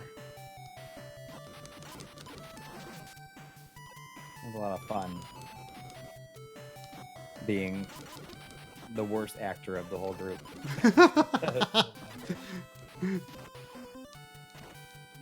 Well, it was just fun, you know, seeing Joe in director mode. Yeah. It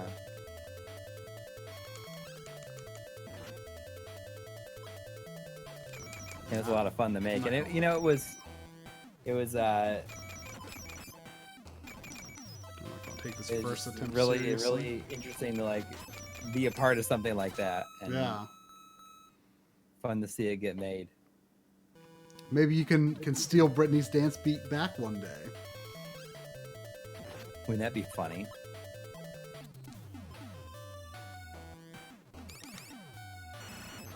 It was filmed at my house. So Joe was here. Joe was here helping us with something else, a different project. That is one of these many projects. Yes.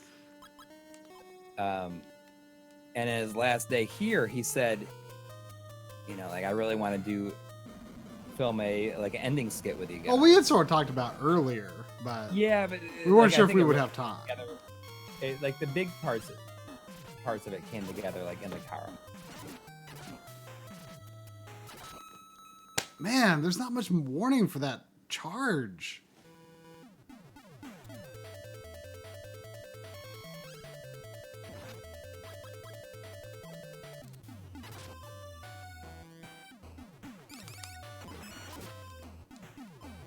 We haven't shot anything with Bob yet, although we're probably going to be going there in September at some point.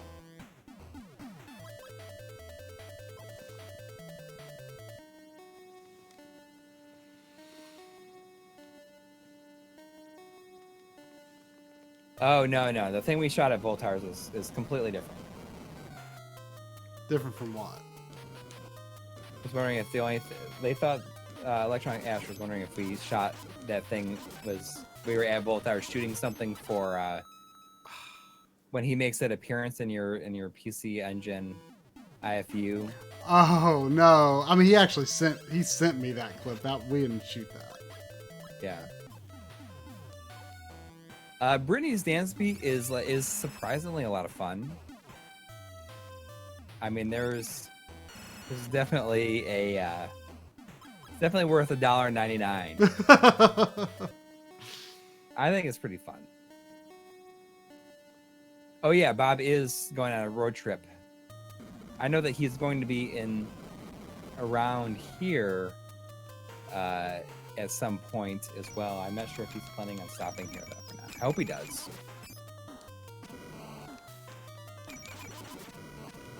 Jeez. This dragon is intimidating. Speaking of Bob, have you seen his camera upgrade? I haven't. Didn't it happen while we were gone? Yeah, man. He upgraded his camera and it's a massive difference. Looks amazing. It's a, what'd you say, Sony A6000 or something? It's like an A7000 or something like that.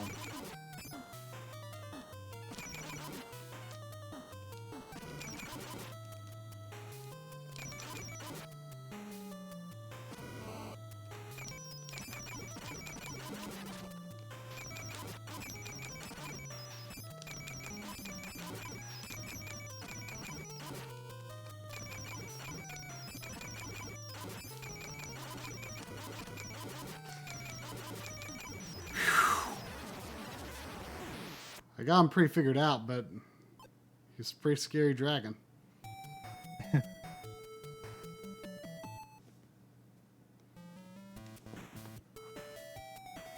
But yeah, his new camera looks really good. You know, really great depth of field. Well, I'm looking forward to checking it out. Yeah, I do. This path makes it look like I'm getting pretty close.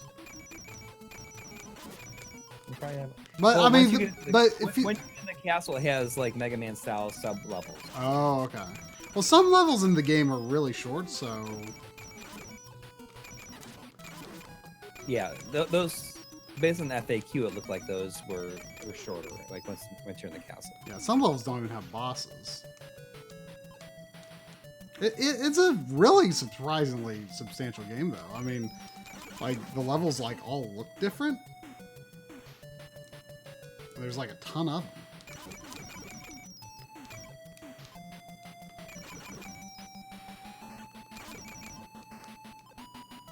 I mean, like I said, I definitely kind of had this feeling like it wouldn't be able to live up to, you know, its reputation as like the most expensive NES game that is also good, you know? Yeah. But it's pretty excellent. I definitely feel that 150 was very worth it.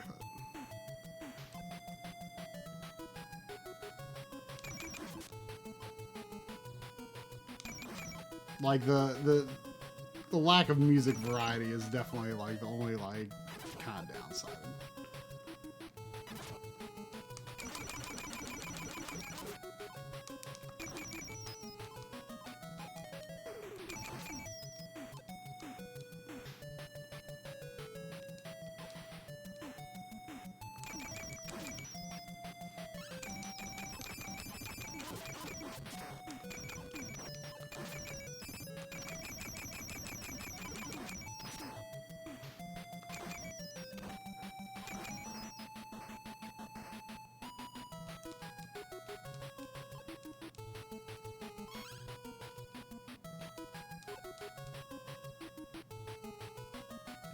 I feel like Lickle's theme feels like a Saturday morning cartoon theme.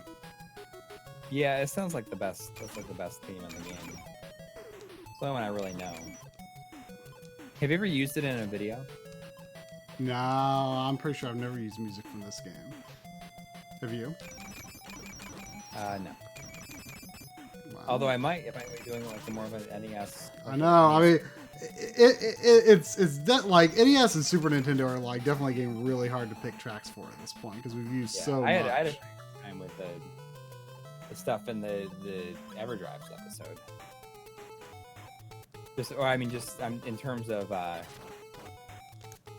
like Game Boy Advance music, because there's like so much that I don't even know. Mm-hmm.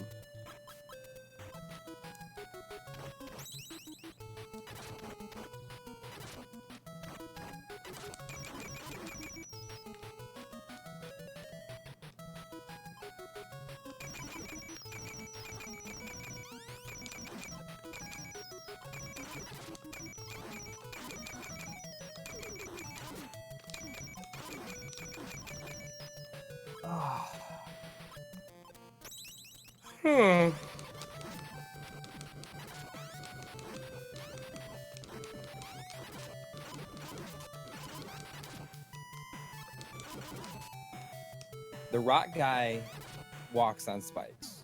Oh, okay. I will have to keep that in mind. Speaking of rocks, in Japan I had a wild rock. Yeah, you did. The wild rock was a burger, but like it's like a fried egg, and with like lettuce and tomato. But instead of a bun, it has 2 hamburger patties. It was at Wendy's first kitchen. Yes. I said, in America, we eat wild rocks every day. But also, the Wendy's like serves like beer and mixed drinks. Definitely kind of weird.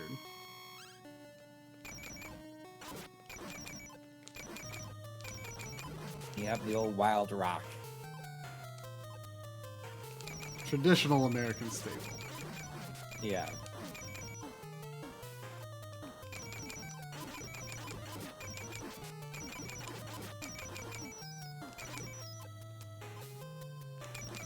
This guy doesn't seem too hard. No, he doesn't.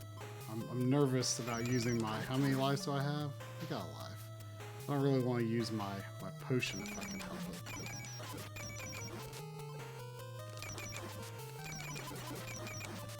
Oh, is he regaining health? Is he? Maybe not. Oh. Kind of a tight spot here. He just drains really, really slowly. Ah! He appeared right on. Alright, I'm going to take it seriously this time.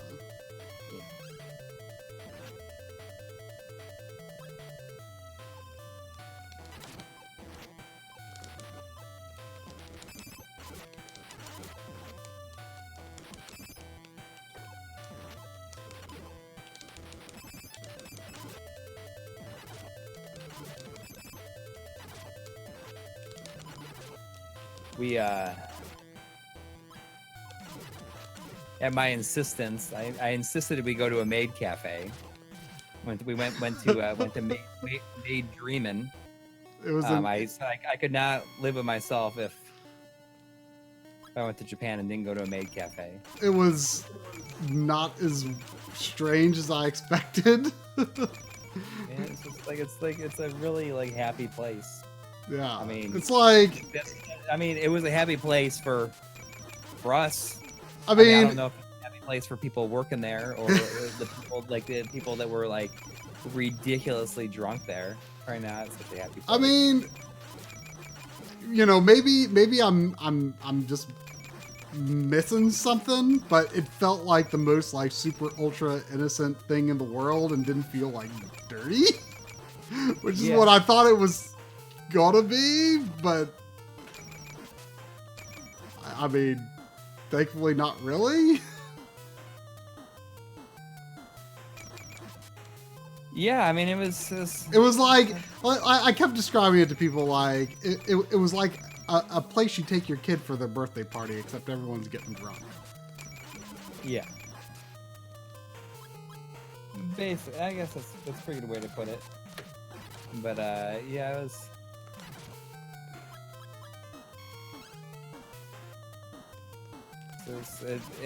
Probably the worst part about it, and simultaneously like the best part about it, was the fact that it has like a theme song for the place, and it literally just like plays on repeat over and over again. Like no other music plays. It just plays this song. This like super excited, like video gamey sounding song. It just goes Medo dreamin'. I mean, there's more words in it, but those are the only words I know. Yeah. It was amusing. The curry that I had there was also like the spiciest thing I had on the trip.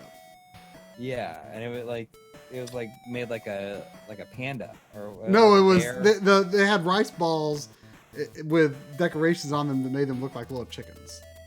Oh right. It was kawaii chicken curry. Yeah. And I mean, I had a parfait, and they had like it had like a panda head on a panda head. Yeah, I had 2 panda heads.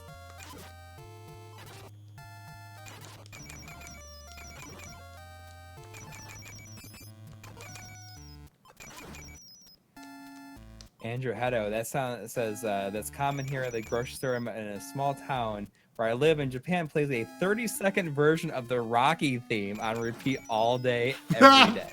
That is beautiful.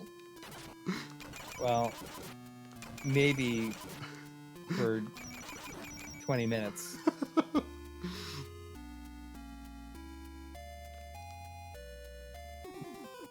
Yeah, I mean, the music that I heard in stores and stuff sometimes, like, it did actually give me that Juness vibe. Oh yeah, that's one of my favorite things about it, is like, it seems like every area, like the train stations, have like a different like jingle. Oh yeah. Like I didn't hear a jingle at every train station, but a lot of them did. I think I heard it was like in most of them. It probably is, but I don't know why I didn't always hear it. And like sometimes like a town just has like a jingle. Like I would hear like some random tune outside, you know, at night. Oh, the golem can walk on spikes, so let's get that one up.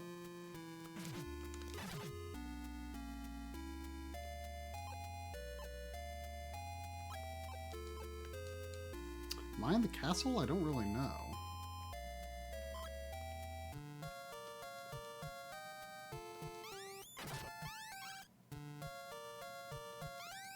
And as if I didn't spend enough money on the trip, I stopped at Half Price Books yesterday, and they just had like they had just gotten in Dragon Warrior 2, 3, and 4. And they were right there. I was like, I can just buy them all in one fell swoop if I wanted to, and not have it be a thing. And I did it.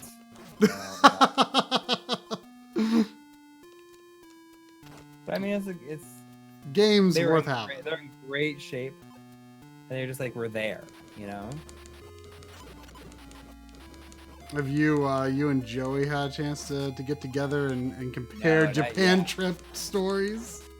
Well, it seemed like he spent a lot more money than we did. Even. Well, I mean, I heard he bought fewer but more expensive things. Yeah. And also went in with a budget, which we should have, although he still ended up spending a lot. Yeah, well, we'll go with a budget from now on. I just don't think that like this first time one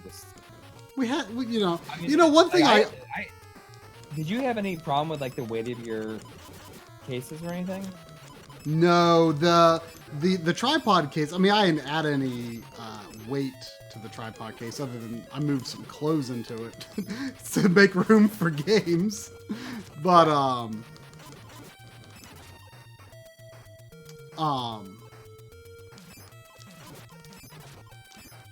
no, the tripod case was still fine.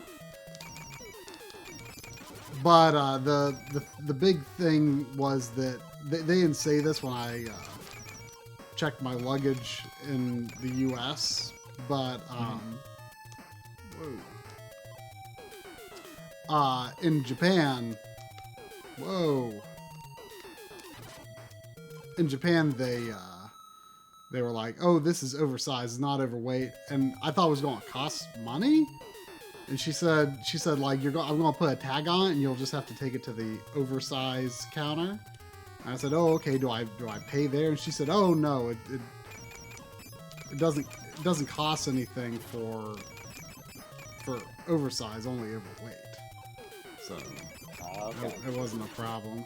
I knew the tripod case was oversized, and you know, I was just hoping they would say nothing about it. But at least in Japan, it wasn't going to cost any extra anyway. So. Well, I had to move stuff out of my bag. I had to move the slider into its own, into a box. Because it was overweight? Yeah. I can't believe I can't believe your bags were overweight if... They were going to charge me $100. Well, I can't believe your bags were overweight if the tripod bag wasn't. Like, really? Yeah, I mean, it was over by like 8 pounds or something like that. That's crazy. That'd be like 58 pounds, I think.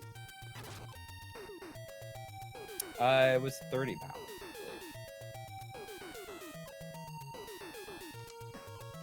Oh, mouse, no. The mouse.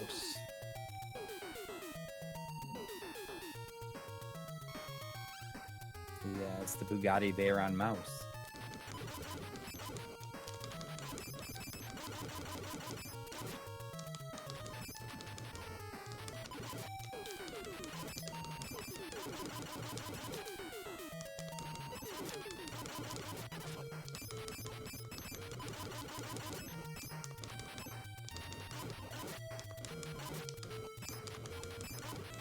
We had a chance to shoot at the Mikado arcade. It was pretty awesome.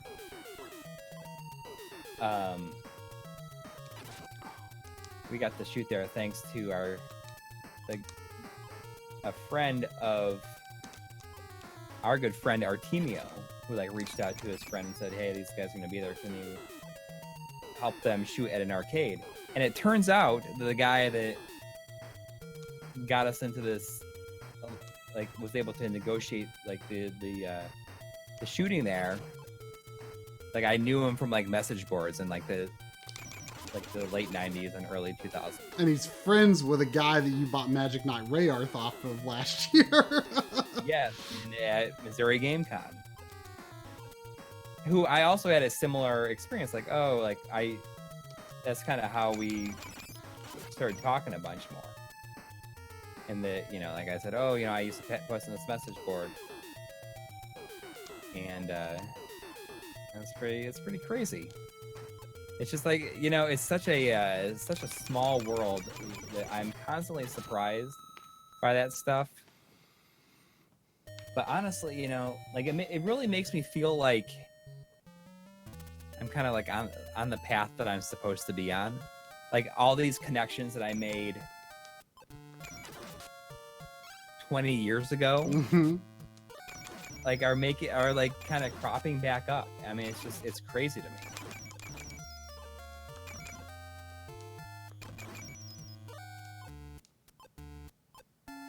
I mean, out of like all the message boards, I mean, you posted on IGN. I never posted on IGN. I just kind of had this one specific fan site that I posted on and did video for them.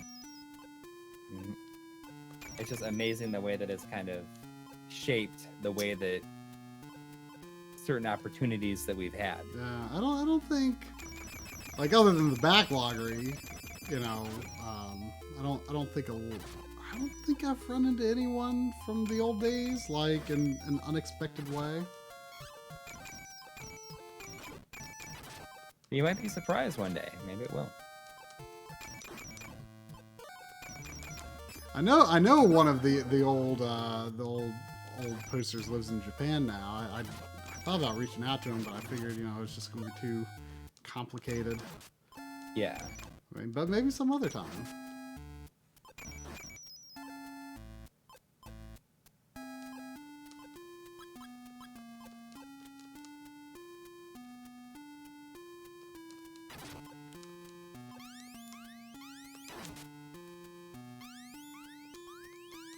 What's that heart?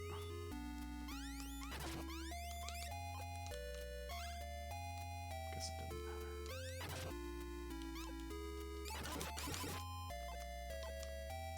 You just like charge for it. Yeah.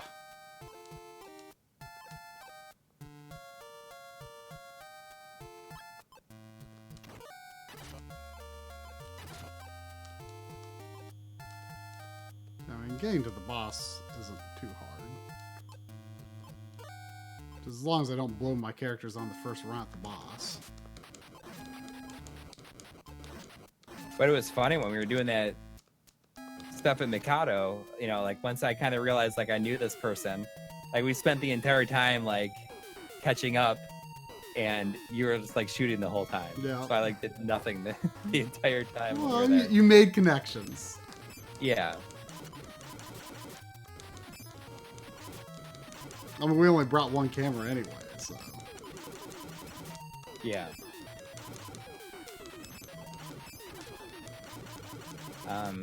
I guess the FAQ says that this is without a doubt the hardest fight in the game. Really? I mean, I'm maybe not this time since the mouse's HP is down a little, but I'm going to try to use the mouse on the second form because it seems like there's very limited time to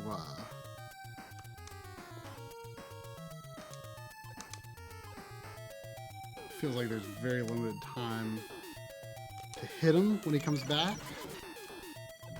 And then he just like shoots that stuff while he's in the background. We did not go to Hey Arcade, but I wonder if I shot any video. We heard about it. I think that I shot video of it. Yes, I did shoot video of it, of the external. No, I did not shoot any externals of it.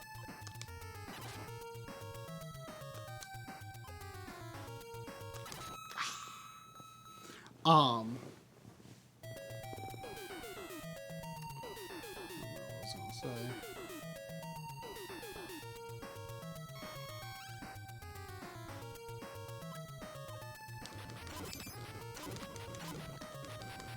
We did walk past it. I mean, we didn't get a chance to do a lot of the arcade stuff.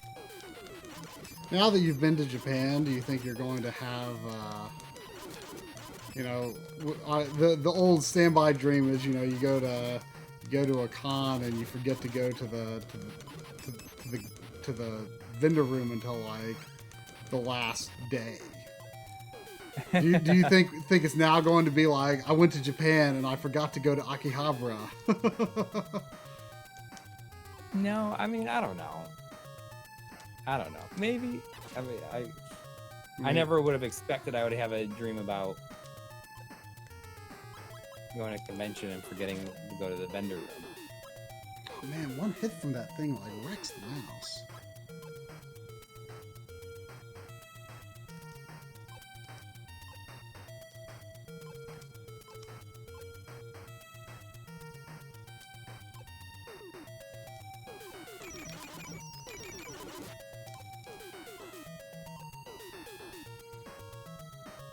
I mean, I feel like this boss wouldn't People be... are saying punch up with the golem while he's in his second form.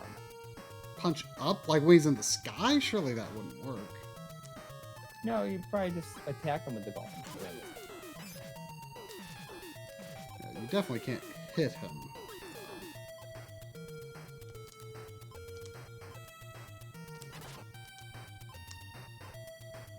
Stay stuck to him when he's on the ground.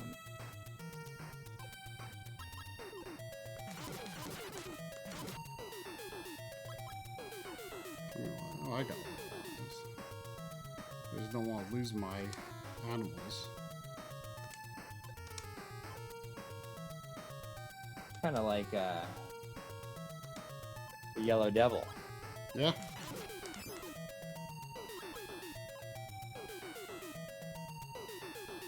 So you don't know which way it's going to come from. Well, this is alternating now. I just haven't picked up on that.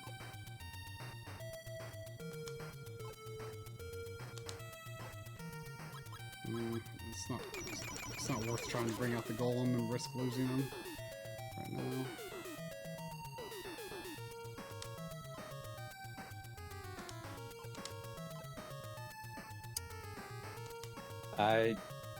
Jordi Robledo, this is.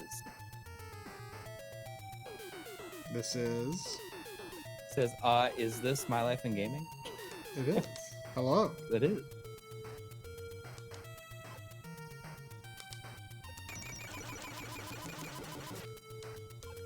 You found us. No escape. So I signed up for the new, like the built-in YouTube apparel thing. Apparently, shirts and stuff will show up on our shelf underneath our videos.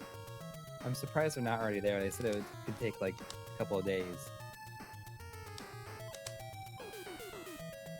I don't know how to make them appear. Did I do it? Oh no, is there more? Oh, I think I did it. The boss wasn't really that bad. I wouldn't say he's easily the hardest in the game or anything.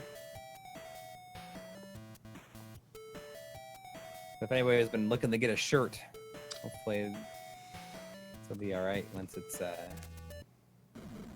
they're available. People will be like, "Oh, I want to get one." Ooh, Skull Castle came out of the lake. Oh, oops.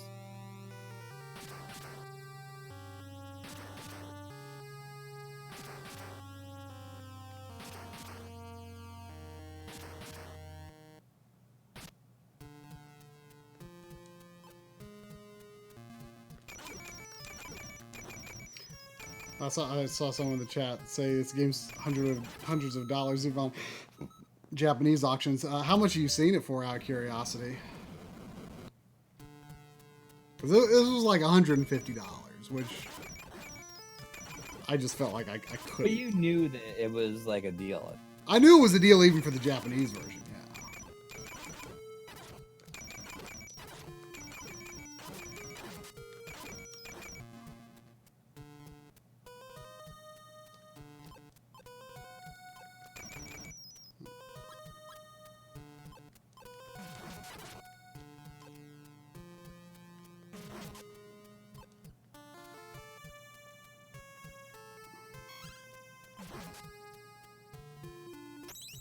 I just realized the golem kind of has a longer version of the Alex Kidd punch.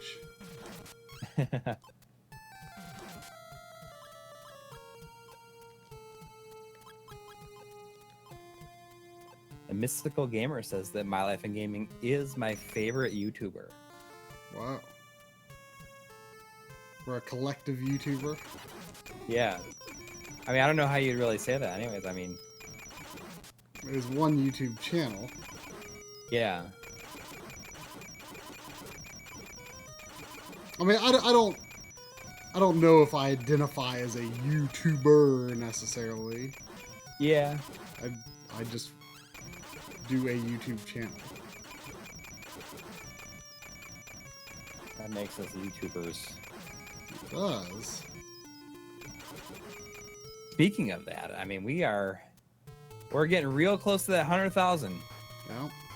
By tomorrow, like, I mean, we're almost at 97,500. So, I mean, we have just a little bit over 2,500 subs to go. I think that the 4K episode is gonna be what pushes us over the edge, for sure.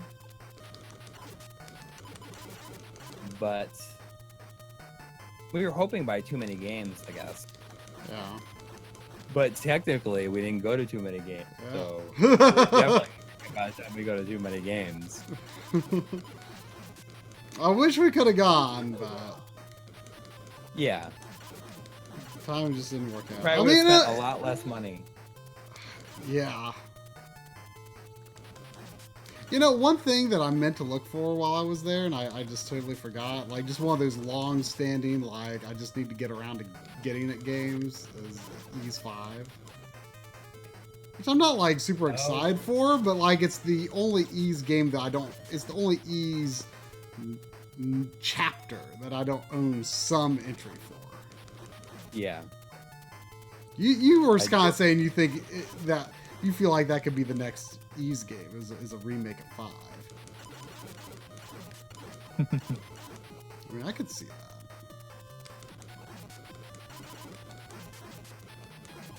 that. There's Jimmy. Oh, Jimmy. It says the My Life in Gaming company should fire these guys and get different hosts. We were singing your praises at the start of the stream, old Jimmy. Yeah. Really quick, Jordy Roblero, or I forgot how I said it, Roblero, said if we've ever tried vlogging before. We've done like some Patreon exclusive vlog type videos. We haven't updated our Patreon videos since like January, I think. Just because we like haven't had time, but I mean, I might do like a pickups video of stuff bought in Japan. We just like haven't had enough time to do it. But I mean, we have about, gosh, I want to say we have like 30 exclusive Patreon videos. But they're pretty lightweight videos. I mean, don't expect them to be. They're pretty lightweight, but they're pretty lengthy. Yeah, I mean. But they are very like they're video casual. loggy. Don't expect like production or significant production.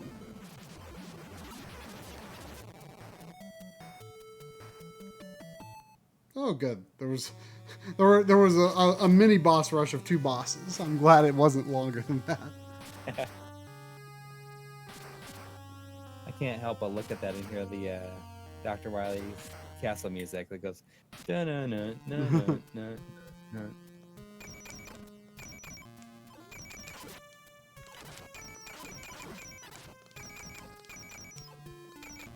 Maybe let's talk about the Doki Doki room.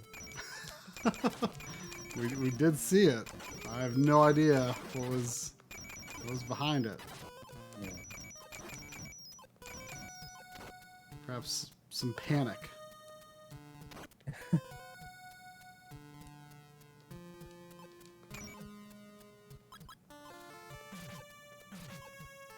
Well, Jordy, we have a whole bunch of them. Like I mean, we just haven't made them really public. I mean, I guess I could tweet about them sometimes. Bunch of what? Point. I mean, I could like tweet out like a Patreon video here and there and share them just like that way, for like beyond the Patreon. Yeah, like after they've been out a long time. Well, that's what I mean. It's like, I mean, since everything has been out. Do you think these are supposed to be like evil versions of Bubble Bobble guys? I mean, this isn't published by Taito, if you remember. I do. I was gonna say, do you remember Taito? I mean, I remember seeing Taito Arcade just last week. Yeah. It was so interesting being in some of these arcades, you know, that were full of new games instead of old games, you know? Yeah. Jimmy, we didn't tell you, like the last day we had a few hours. What? I just was really dumb. Oh. The last day that we were there, you know, while we were waiting to go to the airport, we found like the nearest book off that was just like a few minutes from our hotel, and we ended up spending a little bit more. And they had a copy of the PlayStation 1 version of Capcom Generation 2, and I decided to go for it.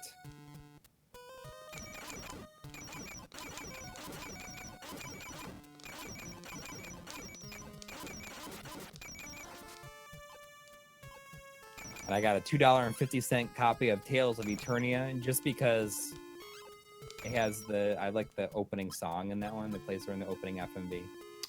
I got a $1 copy of Dragon Quest VIII. Yeah. I mean, I don't know how that exists, but so it is.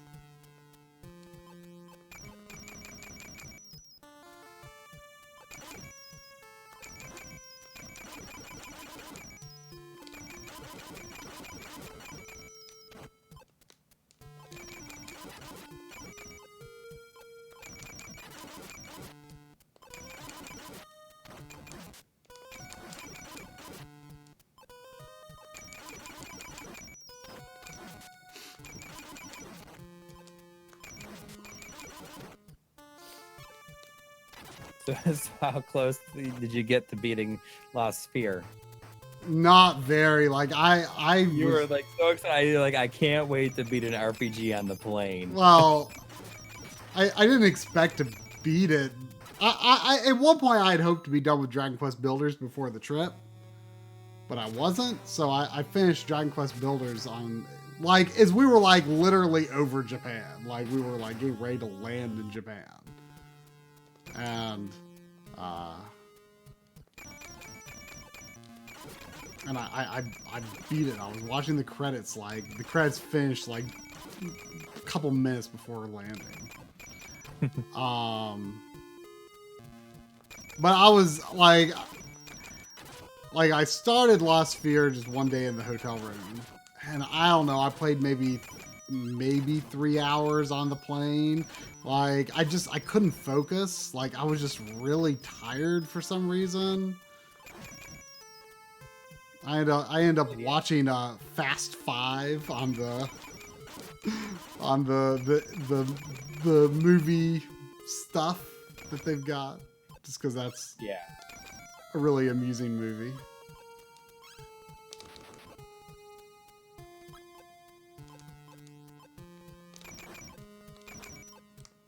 I watched a bunch of movies. Like there really wasn't much that caught my eye, to be honest.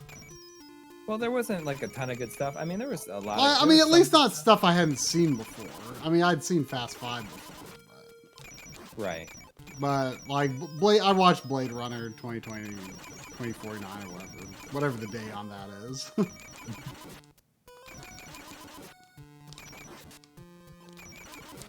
Which I had not seen that before, but otherwise there just weren't a lot of things that I hadn't already seen that like I wanted to watch.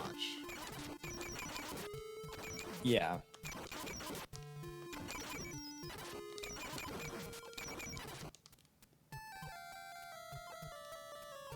Should definitely sign up for those Delta Sky Miles, though. I'd actually call them. I signed up, but I don't see them.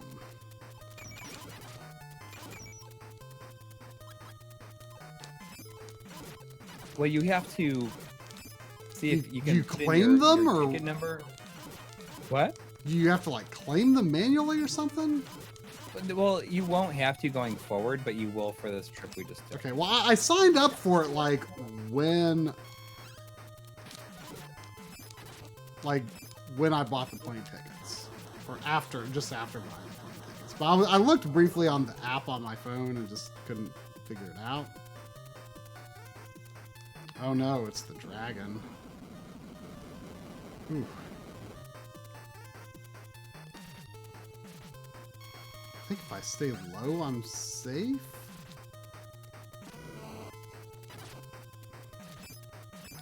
But he would also be really hard to hit.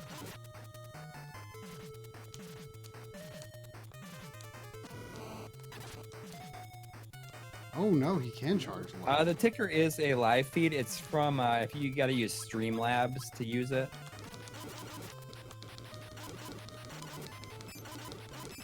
Ugh! That charge is brutal. Oh, you have to fight that boss again? Yeah. I'm just I realize the way I'm like kind of sliding down in my chair. It looks like I'm like practically laying down. Like monitor.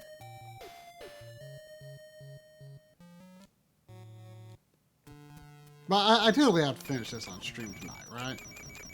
We're not even though we're well past time, we're not giving up on it. Well, let me see how far along you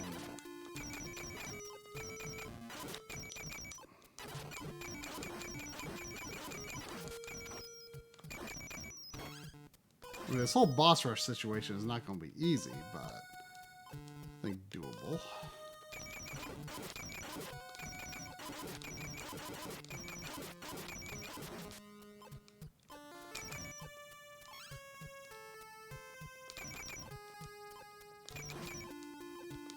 What level on the floating castle are you in? I think the second. Like the bosses here are a knight and the big dragon.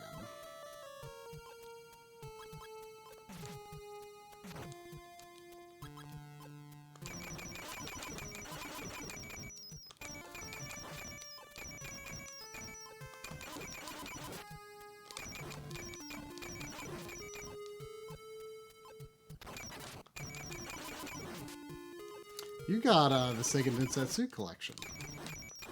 I did. I bought it new.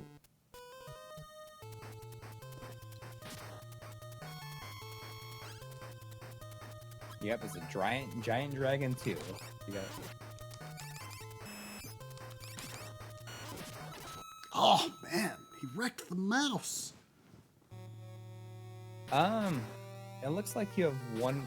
You got 2 more levels after this, but it looks like the last level doesn't have a boss. Or is the last level a boss?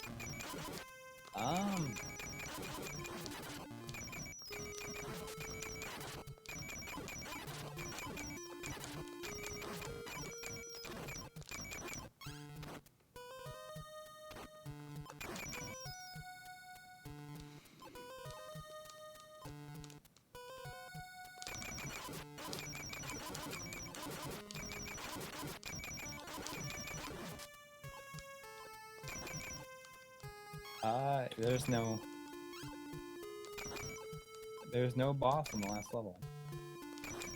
Is there a boss? Is there a boss in the next level, or is it another like rush type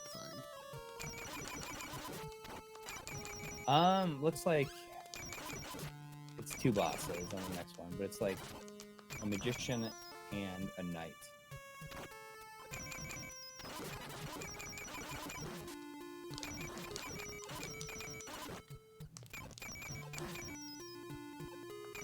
I don't know what the hearts and bubbles do. Oh, Gecko 1993 is that Korg. So, I mean, I was there like a good portion of the day, but I did go out to lunch for a couple hours. I wasn't there until the very end either.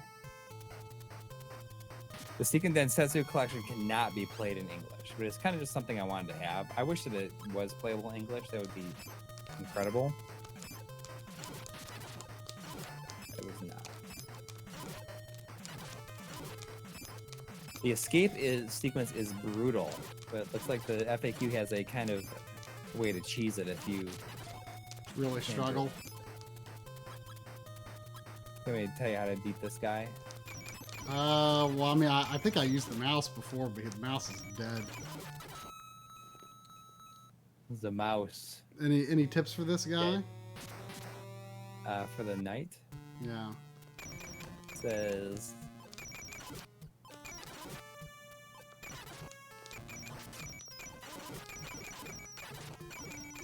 I mean, I gotta find out what he's like. It says his strategy is the same as... Pretty sure I used the mouse. A different knight.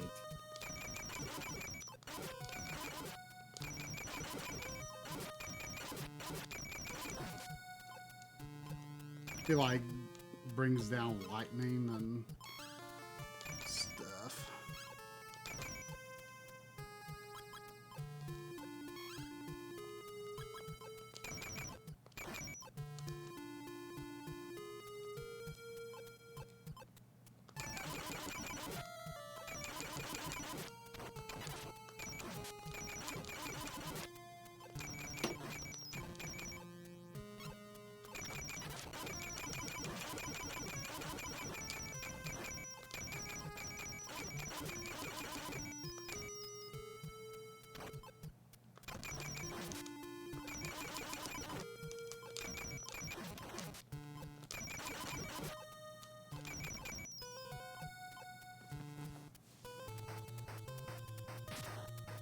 You're looking for tips on this knight guy? Well, it just says that, you know, it's the same as the previous version of him. The same strategy will work with him as... Wow, I almost killed him completely. Killed me, you mean? Yes, I mean... Let me find the first blue knight. And it doesn't even continue me at the boss. I mean, the level's not hard. Like, this first bit is a little tricky, but there's like... They're saying use the dragon. For the knight? Yeah. simply too fast to use the golem efficiently on. So use the dragon. Stay back to one side of the screen and launch fireballs at him. See flames on the ground, of course, hover over them. If you see a lightning ball above you, because he's about to cast lightning bolt on you. When he corners you, and he will, take to the air and fly to the other side of the screen. Makes sense. Repeat this pattern. If the dragon is low on health, you can use Lickle as well, but you'll have to be more careful dodging the flame, especially when jumping over him. Ooh, I don't know if that really matters in this level. I gotta go to the bathroom. I'll be right back. Alright.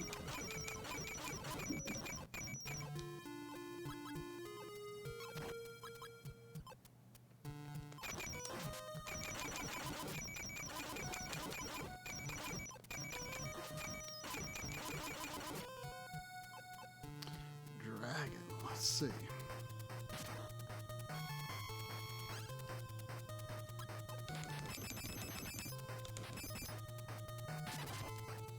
No, that didn't go super well.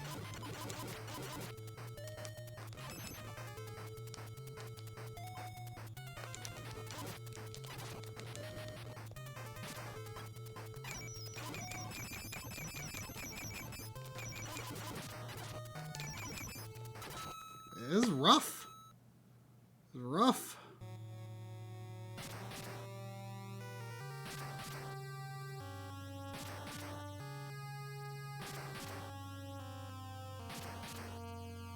Oh, we both played Bloodstained.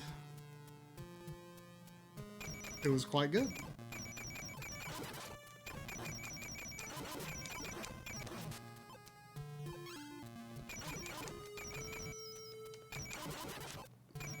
In some ways, the character switching in it actually makes me think more of this game than Castlevania 3, in a way.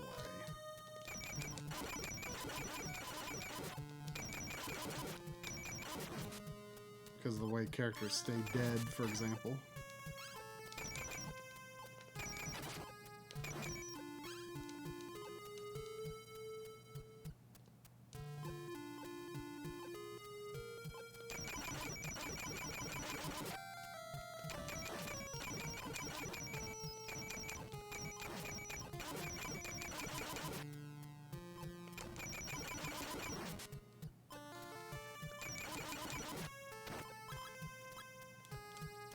Man, I feel I could have beaten that dragon the one time I got to him if I was just a little more careful.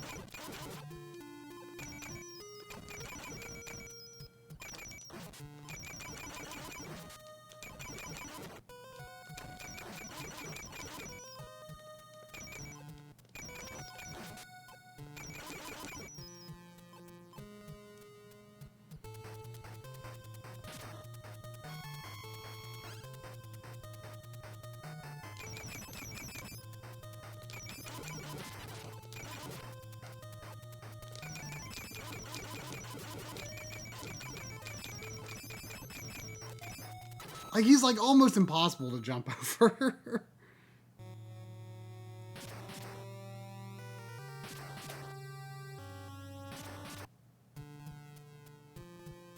I'm just gonna kill Lickle so I get my characters back. Kill him. So this is another one that I got on the Mega Drive, and it actually, like, the language barrier is actually a lot bigger than I was expecting. Oh yeah. What is it? But it's a Crusader of Sinti. Yeah, Bragnicenti. You got a good deal on it. Yeah, it was $25, But and that was like $40 more than like the other copies because it didn't have like some pin with it. yeah, that was something I really noticed, is that, you know, a lot of stores actually have condition markers. Yeah. Wish we needed Jimmy's help to determine what they were. But it seems, I mean, first of all, like, a lower condition, like, rarely actually meant, like, actual bad condition. Like, he said, like, a lot of collectors are just, like, ultra picky over there. Yeah. And, it seemed to me like condition affected the price more strongly than it does here. Oh, I'll buy a lot. Yeah, like here, a rare game is a rare game, and even if it's not great shape, they might knock a few dollars off, but it's still a rare game. They're like a minusculely damaged game, or manual, or just very slight fading on the spine or something. I mean, it's going to reduce the price actually somewhat significantly. And if it's a blemish that you just don't even care about or wouldn't even notice, like that's great. Right. Unless it has heavy damage to the obi. It was kind of like the running joke. I was like, oh, this one's got heavy damage to the obi.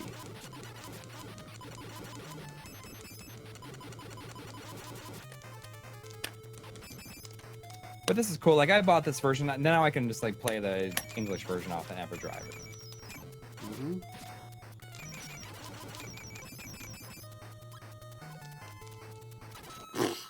Sure, just fall. Just fall into him instead of fly. Ugh. I kind of just want to run my lives down again, though. Do you feel like the dragon's the way to do it? I mean, I don't know if he's the way to do it the whole time, but I think switching to him to jump over the boss helps a lot. Although, to be honest, the mouse, I think I could do pretty good with the mouse. You know what? Instead of killing myself, I'm going to try the mouse.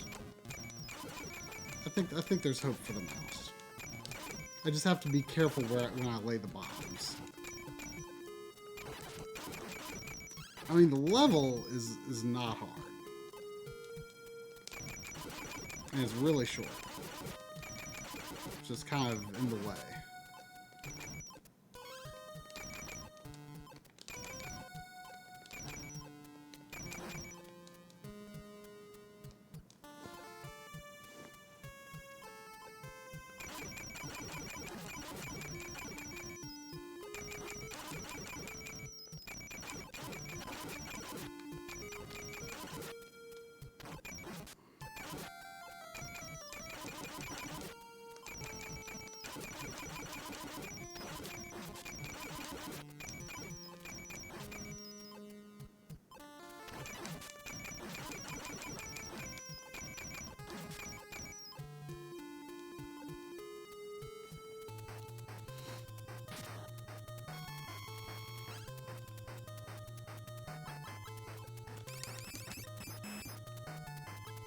Oops.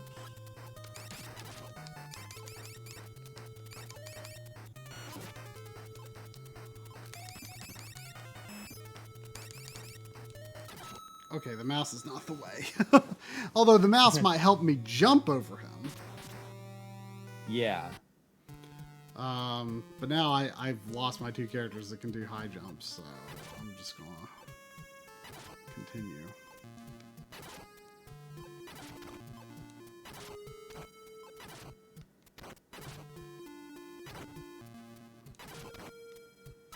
Doing okay, Sandy? Sleeping pretty hard?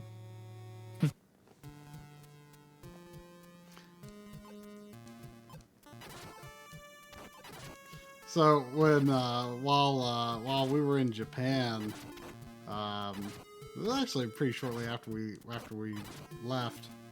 My parents didn't tell me this, but I mean it's nothing like scary or serious. But they just didn't tell me until I got back. But they had to take Sandy to a groomer / vet near their house for a potty trim is what they called it. Which was like her butt fur was so thick, like she pooped in it. Well, I mean that's like actually kind of been a problem. Like she's been having, had been having, for a long time, like a lot of looser poop, and Like, it required a lot of cleanup. Well, apparently, like, my dad had been taking her out and, had been checking her and thought she was clean, but there was, like, stuff caught up, like, in the depths of her butt fur that he couldn't see. And, like, she, like, literally could not poop because there was poop stuck, like, right in front of her pooper in her hair. And so they took her in and, God, you can't really see it unless you, like, lift her tail and look for it. It's like, oh, you can see her butt now. like a short-haired dog, Yeah. But, now pooping has not been as troublesome, so that's good. A potty trim.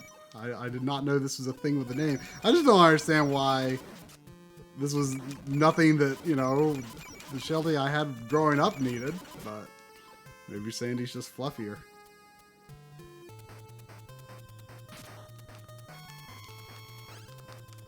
You're close to the end of this, but I'm not sure if it's going to happen. I mean, I might be running out of steam here. Uh-oh.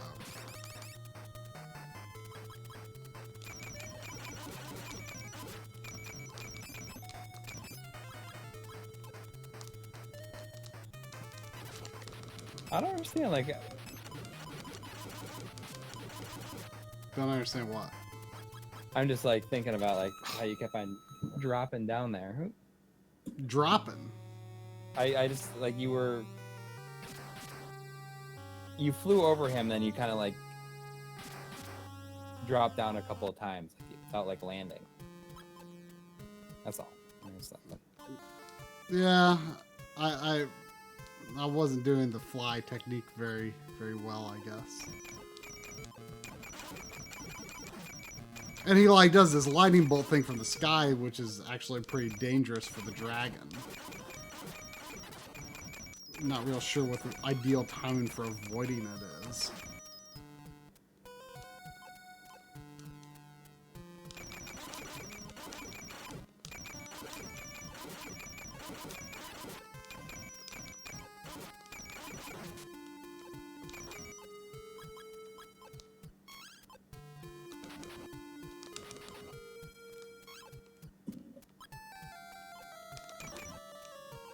I wish the dragon had more health for sure. Yeah. I mean, I think if I'm pretty sure this version of the boss rush version of the bosses does do more damage to you. I mean, makes sense. I just about can't take anything. The problem with using the dragon on the knight is I'm pretty sure he's the way to go for the dragon as well. I could have beat that dragon if I was just a little more, if I'd approached that fight a little more confidently. It's like such a short level. It's just so in the way. I wish they would let you continue at this boss.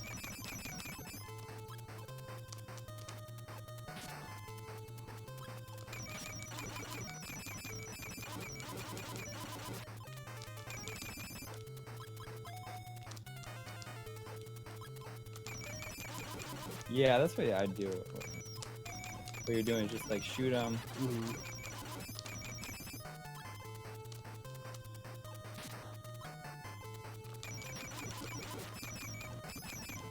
It's just that he takes a ton of hits. Right. If I screw up the timing jumping over him, then he could hit the dragon, which would kill him.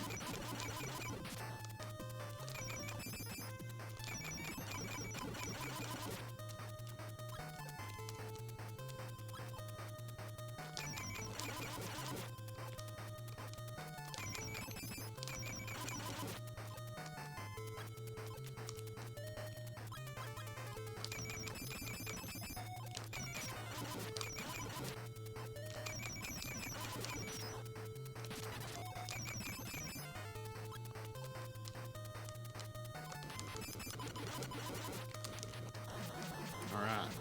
There we go. Now you gotta do the dragon. Now I gotta do the dragon.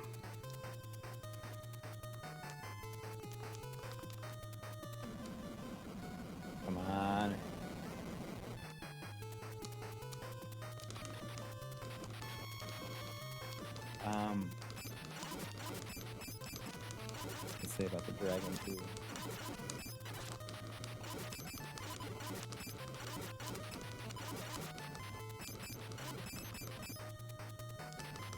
When he charges at you, he cannot get you on that lower one.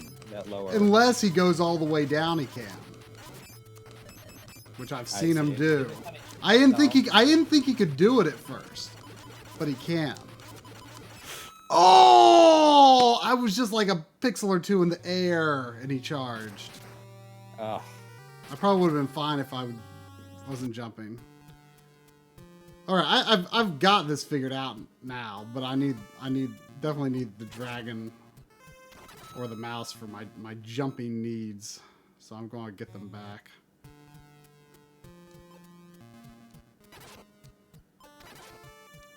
I got that first form figured out though. And really the second, I mean the dragon's not that bad. You just kind of gotta get it over with fast and dodge the shots effectively and not be careless when there's a possibility of him charging.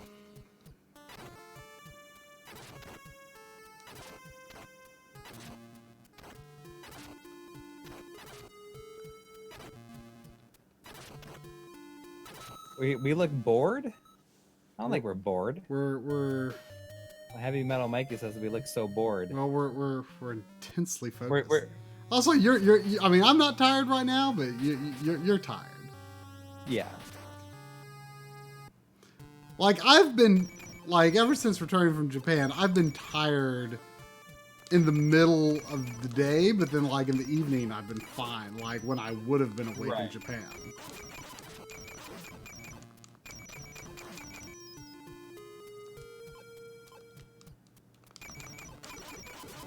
I think I actually slept for anywhere from like maybe 20 minutes to an hour on the plane back.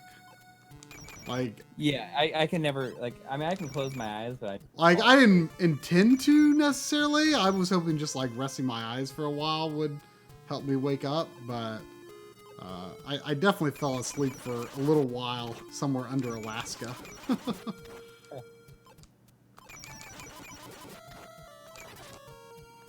I see Gamer Collective is in the chat. He says he just became a Patreon patron. Thank you. I saw him pop up in the Discord chat. I haven't heard any notifications on the stream tonight. I don't think it tells when people become patrons. Oh, okay.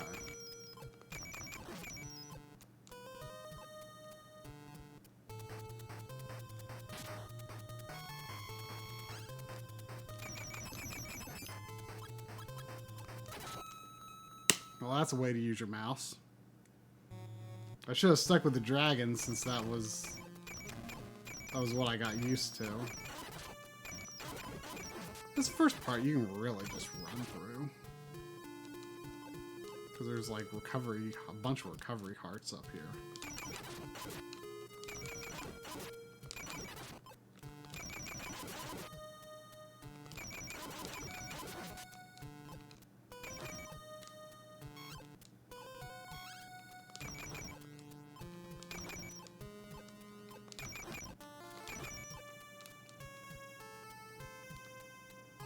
Yeah, DF Retro John is a huge inspiration to us. Indeed. Have you put your games on your shelf yet? Yeah. Yeah. I mean, I'm kind of out of room in my Genesis area, so I might need to. Well, I've kind of got a decision to make because, you know, my purchases are just barely going to push Genesis cases off, like at least one Genesis case off the top shelf, which means I'm going to have to adjust shelves down below. And so I don't know how I'm going to handle that. You just got that new shelf. Yeah, but I'm trying to keep like current stuff on it as much as possible. Or current is as current as Wii U onward. Yeah.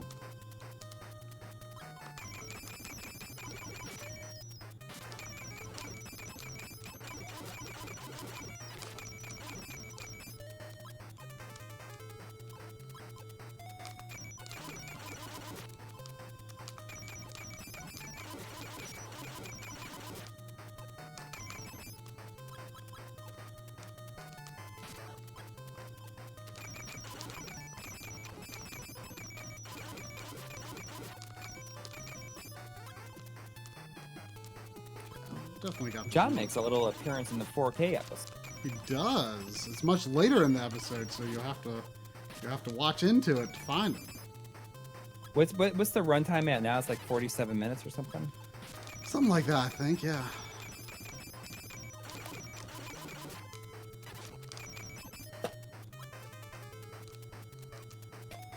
It's gonna be a good one. It's gonna push us over 100,000. It's gonna be the one. Oh, come on.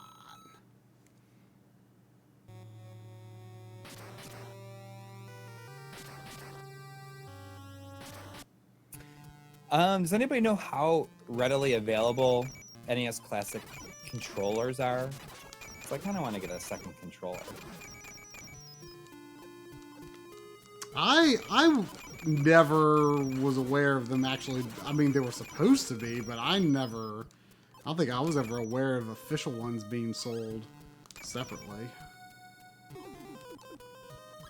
Well, they definitely are. I mean, they have been, like, since this re-release too.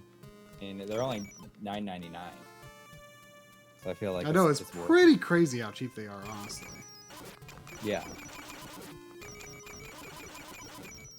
I mean, I have my Classic, but I kind of just want to get a second controller. I'm surprised with the new one, they just didn't pack it in. Oh, they didn't pack a controller in? No, it has a controller packed in, but I'm surprised they didn't pack in two.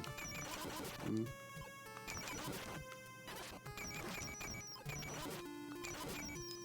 Did the Super Nintendo come with two? Yes. Did the Super Famicom one come with two? I can't recall.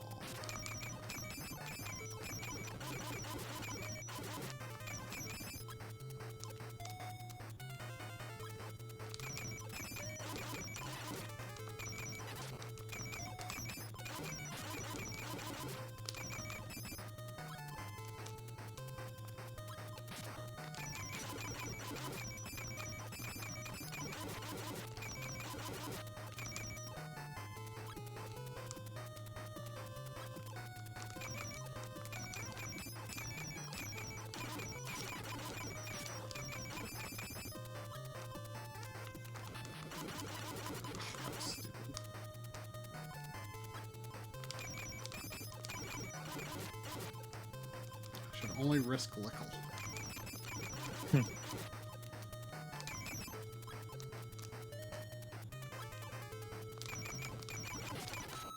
Well, I mean, that lightning is fast. I mean, I guess that makes sense. You just got, when he raises his hand to shoot the lightning, you just got to keep on walking in one direction. Right. But the problem is, it's hard to predict ahead of time whether he's going to shoot lightning on the ground or shoot lightning on the floor. Oh, yeah.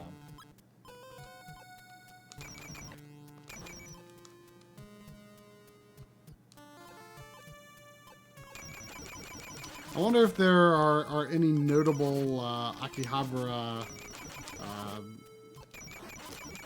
retro shops that we missed. Oh, I'm sure there's tons.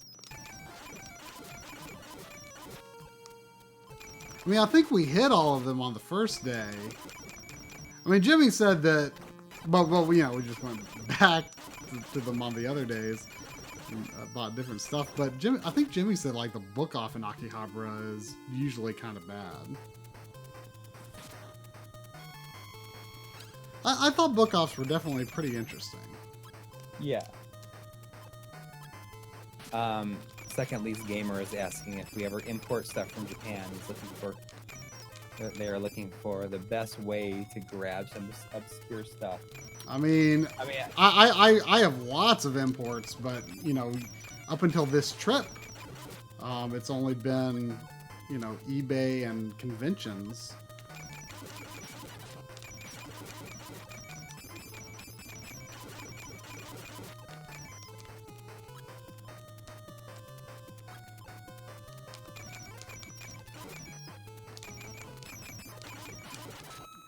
was careless.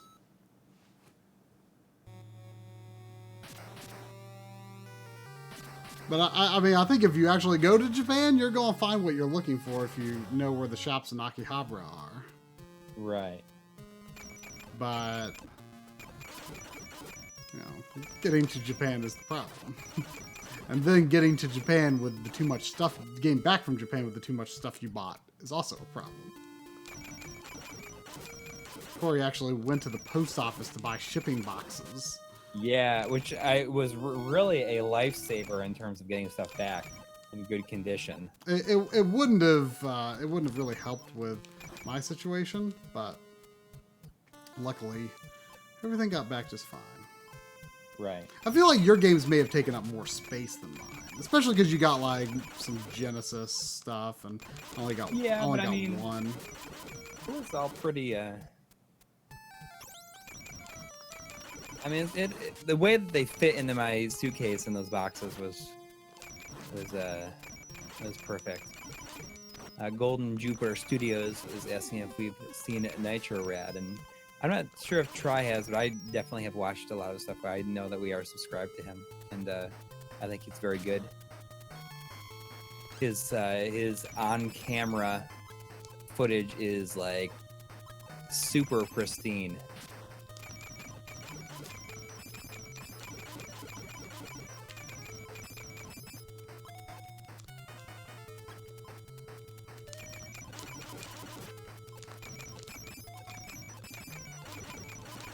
The exclusive Japanese gaming PCs. We got to mess around with some of them at Beep and like look at them and shoot footage of them.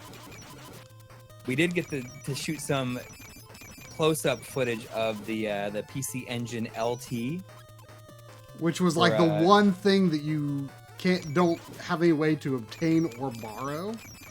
Yeah. Related to PC Engine. So we shot a bunch of stuff of it there. They let us do it.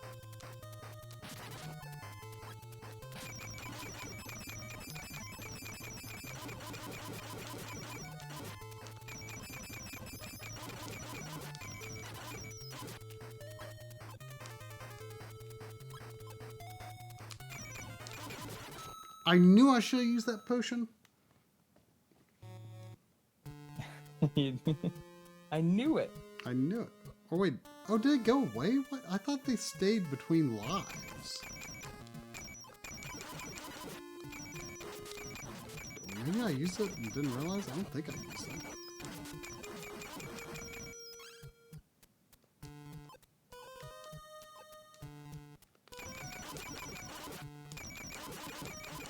I've not heard of Basement Brothers.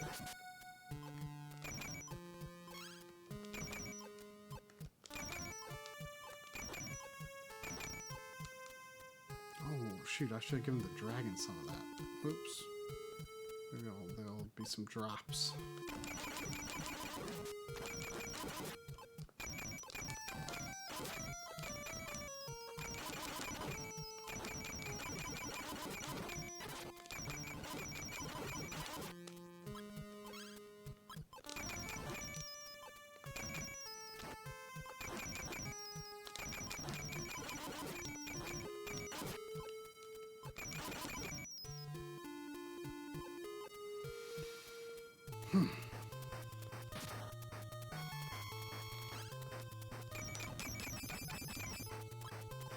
You're probably off of work on like Wednesday, right? For the 4th? Yep.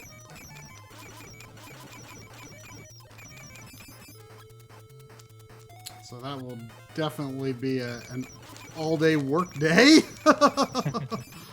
Ironically.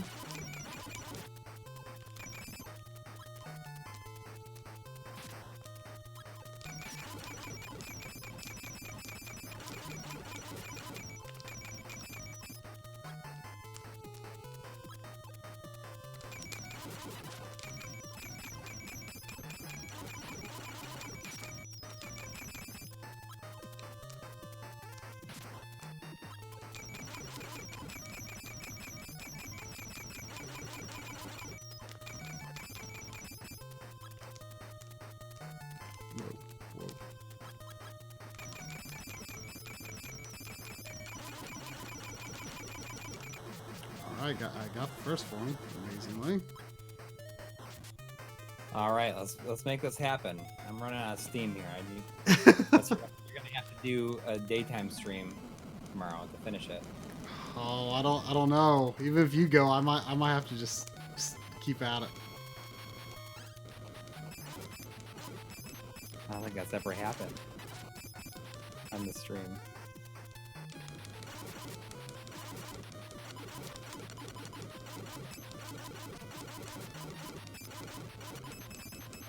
There you go. You can essentially just stay just like that. Yeah, but it's still tricky. It's coming. You have one more. Do you have a potion? Oh, no.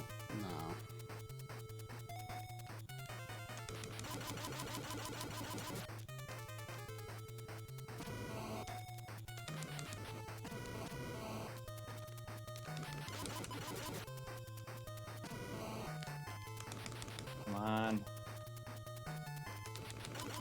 Got him! Oh. Thank God.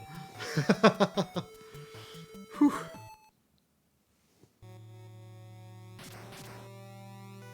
Jupiter, the old Jupiter Studio says, hey Coury, how old are you now? I'm 39. I'm gonna be 40 in December.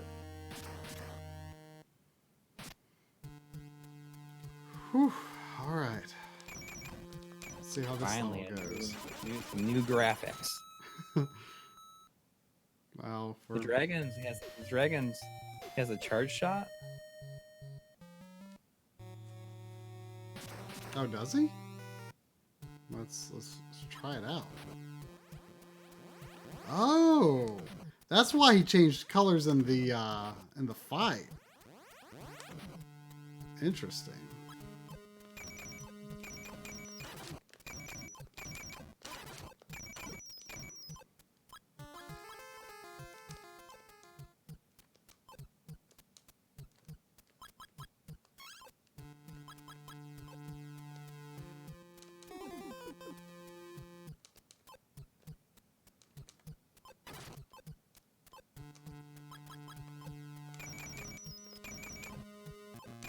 Oh, this looks interesting coming up here.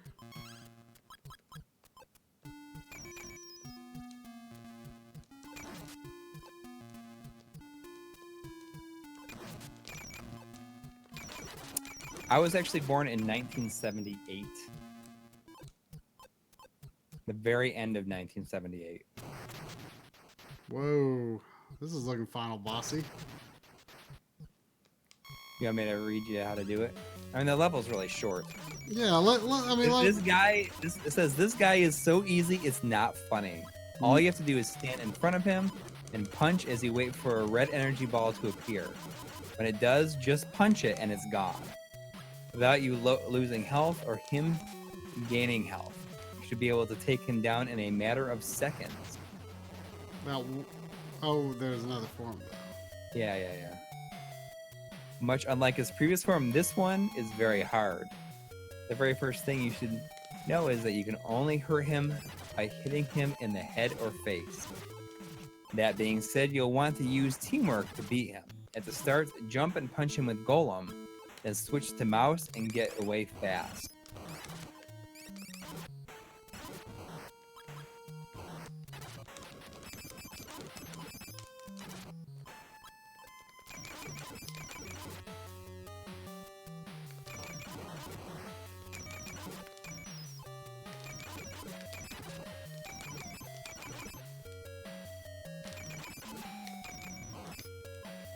The good thing is that guy is so easy before. It's not going to be like a big... You are almost dead. Yeah, I know. I mean, the other characters are too, so...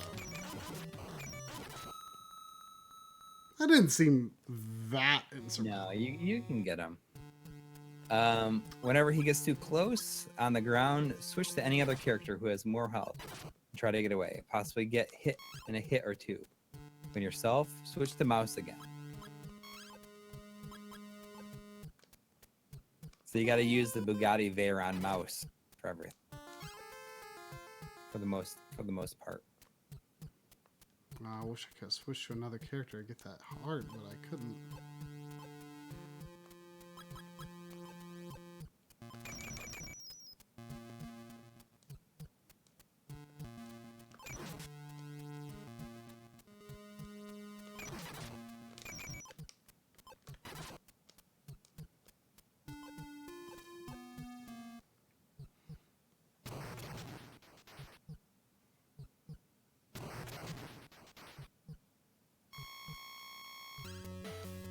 When do you guys think that buying in the 4K will be worthwhile? Well, I mean, I think that you'll get an idea of that from the 4K episode. I mean, it's up to Yeah. you, really. I mean, I think it's worth it now, mostly because if you want to get it, it's like if you want to just get a basic 4K TV, it's actually pretty cheap. Yeah.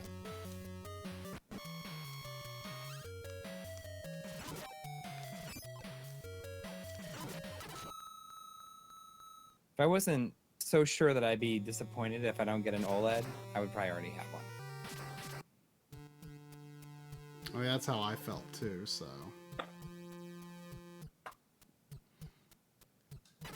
I'm going to run down my lives because I want all the characters. I feel like I'll be wasting all of our time otherwise.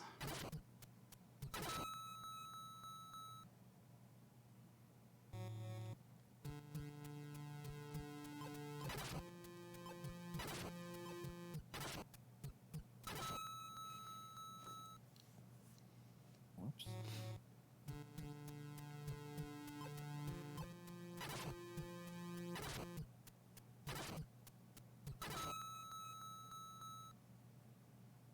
I mean, the price on OLEDs are kind of going down a little bit. Mm-hmm. I know yours is down to like 1,400 now. How much did you Really? pay for yours? Last year's Yeah. model? Yeah. That's pretty good. I'll probably just wait, because I mean, I kind of want to wait to see if they have like the FreeSync or whatever now too. Right. Well, Artemio was telling me that, I mean, FreeSync can be patched in now. In fact, some Samsung TVs actually had it patched in. Oh, really? But it comes with some caveats. Like it only works in like 1080p, and apparently it can like screw up the color. But it is an option, but it's kind of weirdly implemented, I guess.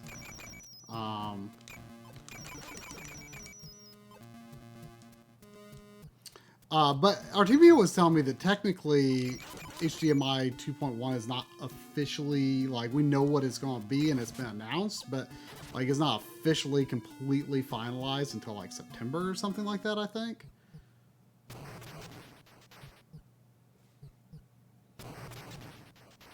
Okay, well, at least I'm not in a huge hurry. I don't even have time to play games anyways. Really.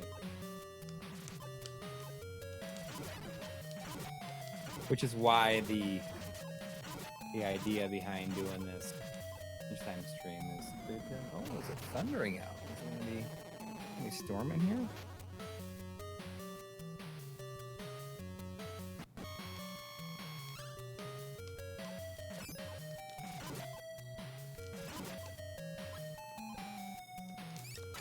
Oh man, mouse touching him one time killed it. It's actually quite bad to have mouse dead. Does anybody know if the Retro Tink if the next batch is available to order?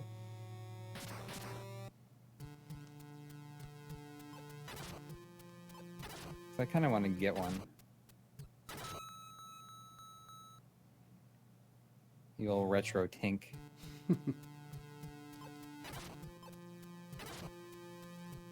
How much are they? I think they're like $80, 80 to 90 to $100. And for whatever reason, I can never like actually remember what it does. It's mostly like something to do with 480p, right? Yeah, it's just a line doubler, but it accepts composite. And that's video. So you could put composite into the OSSC that way. Yes, you would go into the. That's right. You should check out Bob's video. I completely forgot. I knew it did something cool, but I no matter how many times I've heard what it does, I keep forgetting. Yeah, I mean, that's useful though. Like yes, like very useful.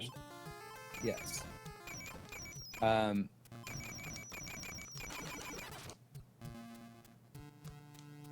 But yeah, once they're available, I think I'm gonna get one. Why did I do that? Like, why? I don't know. Why did I do that? Why? YY World.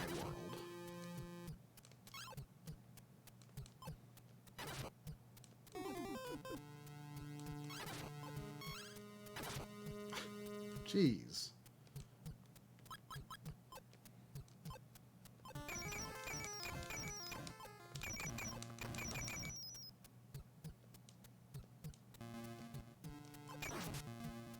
Oh, great. At least there's not really knockback in this game. There'd be a lot of parts that would be kind of hard if you had it.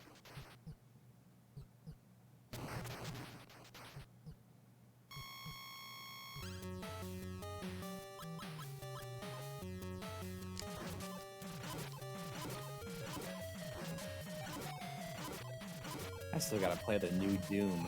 I know. I've played like maybe 15 or 20 minutes of it for recording footage for the new episode. It's so good. It is super, super good.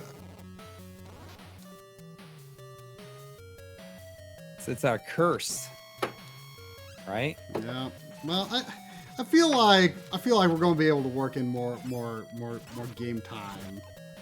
Yeah, not only that, but I think that like if we're like releasing like regular episodes, there's nothing to say. Like, I mean, like I said, we can do like modern games and like cover like older games within that episode. Mm-hmm. If we want to, and I think that opens up. I mean, how cool would it be to do an episode on the new Doom, but then also look at all the different ports of Doom?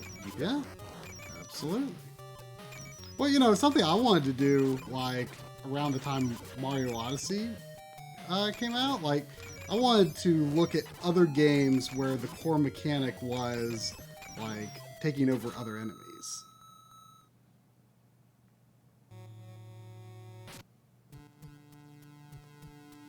Wait, what? I when Mario Odyssey came out, like I wanted to do. I had like this idea, right? Or like that, you know, that allows us to do. You know, like you could do a video on Mario Odyssey and then talk about the other stuff too. Like I think it's an awesome idea. The bad thing with how this level is set up is like if I lose one character, like it's not even worth like even trying. Oh yeah, DF Retro did do a video about all the different Doom versions.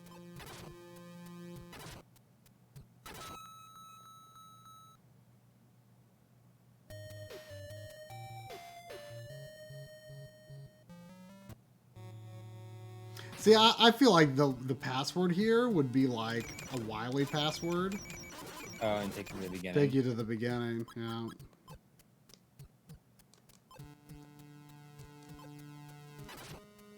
Well, you know, I'm not. No, it's not. You can start here. How do you know?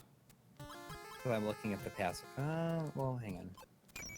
Because they haven't been giving me passwords between levels in this world, I don't think. Could be wrong,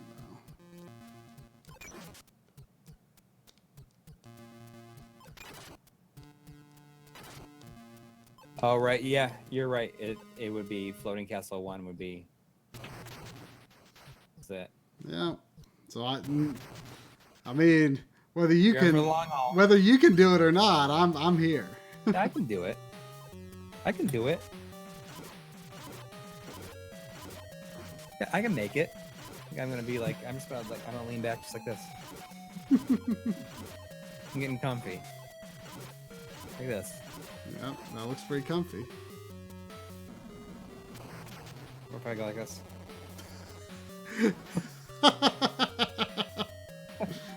Is that beer on your belly? yeah, right. It's my LaCroix. I would just be like this. Just, you know, just getting a little comfy.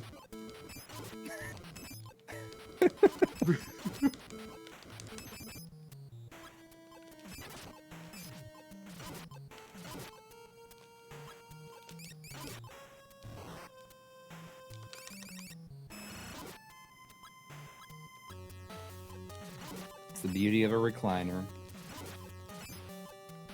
This is as far as I can go.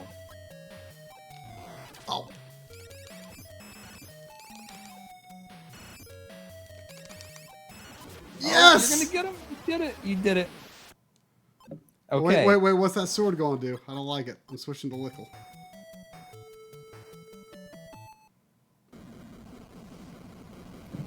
The only reason you're able to do it is because I got so chilled out here. Took the pressure off. No, it doesn't have a footrest. I just have my feet like up on the wall.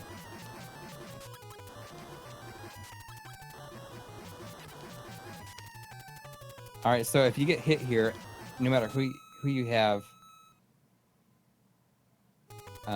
it's like not in this part, but coming up here, I guess it's like it kills you no matter what. You want me to read to you? Read what it says. I mean, this part's pretty hard as it is because I don't know where the explosions are going to come from.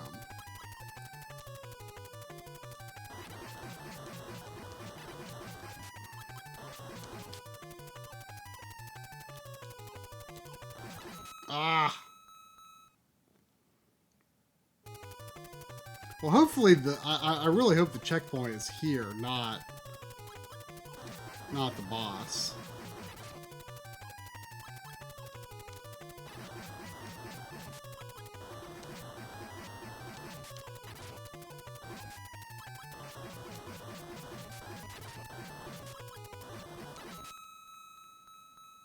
Okay, give me some tips. We don't want this to drag on. I also don't want to risk going back to the boss. Oh, this shouldn't. You'll probably get to continue.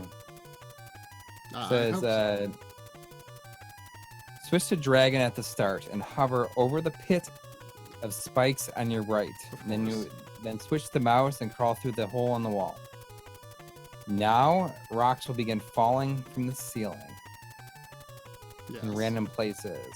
You'll have to be as careful as you can and not hit them. Change back to dragon, hover over the next pit of spikes, and crawl through another hole as mouse. Do this one more time, and then crawling through the hole, you'll find yourself in a cave. Yep. Note, you can also cross the spikes with Golem. If you fail one way, try the other, and you might be better at it. Maybe Inside the cave, head to the wall on the right, and jump to the stairs to the left. Switch to Lickle and jump along the ledges until you reach the second stairway. Another explosion will occur here, so be careful. When you can, climb up the second set of stairs on the right.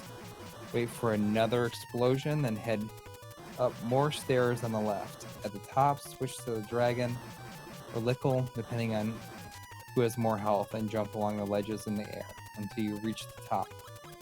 Now, at this point, there's a flashing wall on your right. One hit will kill anyone, even Golem. So what you have to do is take whoever has the most health and get hit by a rock. Yes, this is a very lame way to make a game difficult, and walk through the wall. Oh, I saw the flashing wall and I didn't understand what it was. Okay. So you got to get hit during that part, and it says if you get hit, then hit by a rock. Hit by a rock, then you can walk through the flashing wall when you're flashing from invincibility. Is that it? Is that the end? Yes, that'll be. You'll like walk off the edge. Oh, okay. Well, it's not that long then. Shorter than I realized.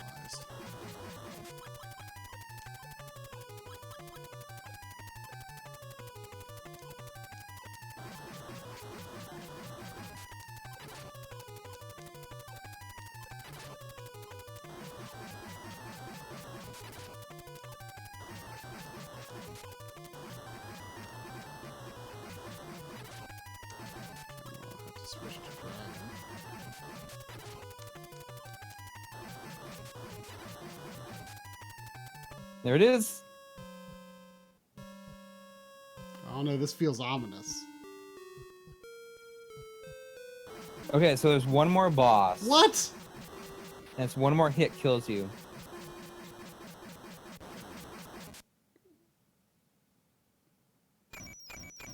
What happened? Wait, what happens? Is there a Hang on. boss? No, I'm just kidding. I was Oh. just kidding. I don't know what's happening.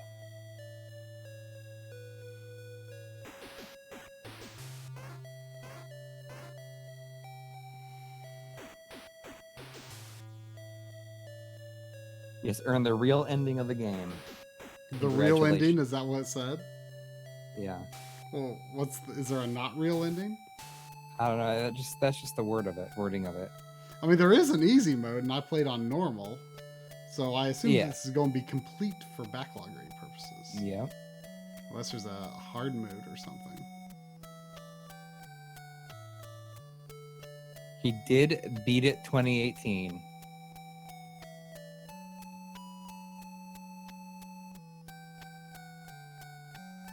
This is like the only point where there's like any text to be concerned about. Well, yep. I mean, that's kind of disappointing though. It's such important text. Yeah. Right here. I mean, I guess we're probably gonna have to start looking for a real. I know. What's going on here?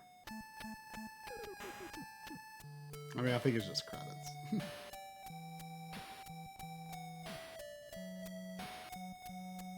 We'll probably be doing a video on the GMU at some point. Although, like, I've heard that the creator has been been very frustrated lately. It's like, I think it's hilarious that I'm laying down. I think it's funnier than anybody else. I mean, nobody really thinks it's funny. It could be the new way to stream. Yeah, I could stream like this.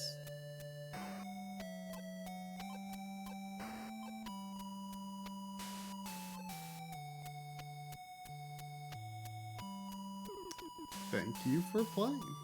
Presented by Taito, if you remember them. Yeah, remember. Produced by Dog. You know, when I was a kid, I used to call him Tato. Tato? Yeah. Tato Tots? Yeah. Wait, who the heck is that? It says Lickle will return. Sing and Dance Creators, '*S. Oh, look at that graphic. But the other characters weren't even in the ending. Yeah, they were. Like, once you got to the king, they were there. Is it a hard lock? Let's see. Yeah, man. That's the way. It's the way to be. Ain't no buttons doing nothing there. All right. Well, that was a little long. You did it. But very, very good game. You know, lives up to its reputation. But I would recommend, you know, find a $150 Japanese version in the back of a dirty gachapon parlor rather than, you know, spend $1,300-$1,500 at too many games. That's my hot tip. You know, if like doing the daytime streams like became like a thing, I wonder if a lot of people would be interested in, I mean, there seems to be a lot of interest for people seeing this. Of like, if I was to like I never played a Souls game. So that might be a good way to do it. I feel like that would involve the most backseat gaming that you could ever imagine. Probably. I mean, if I was on Skype with you, I'd have a little trouble myself, even though I don't consider myself a Souls expert by any means. But there's a lot of, you know, it eventually did move on from the end screen. Lickle. Let me see. Let me just make sure there's no hard mode. I mean, it'd probably be in like the cheats section on GameFAQs.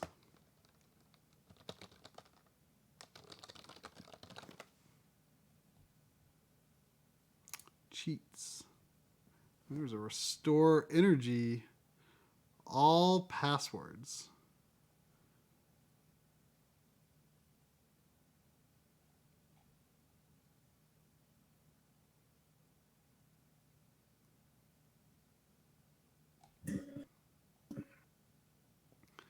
Japanese version has different passwords. But it's just Oh. easy mode and normal mode. There's a music room password.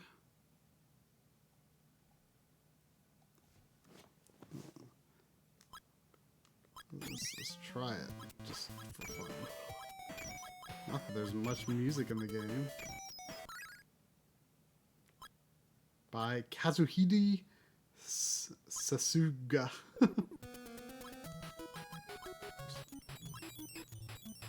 Oh, are there sound effects as well? Alright, well. Is that gonna do it? That is gonna do it. And you might stream during the week. We'll definitely stream next. Yeah, maybe even tomorrow. Sunday? I'm gonna go into tomorrow like anticipating doing a lunchtime stream on our Twitch channel, which is gonna be like a bit more laid back. And that's just like twitch.com. Actually, are you going to be around next Sunday or not? What day are you leaving town? I think I leave on Monday. Oh, okay. Okay. Cool. But there will probably be no stream that following. That's true. Unless we figure out, maybe we can figure something out. We'll see. Yeah. All right. Later, everyone. Bye. Good night.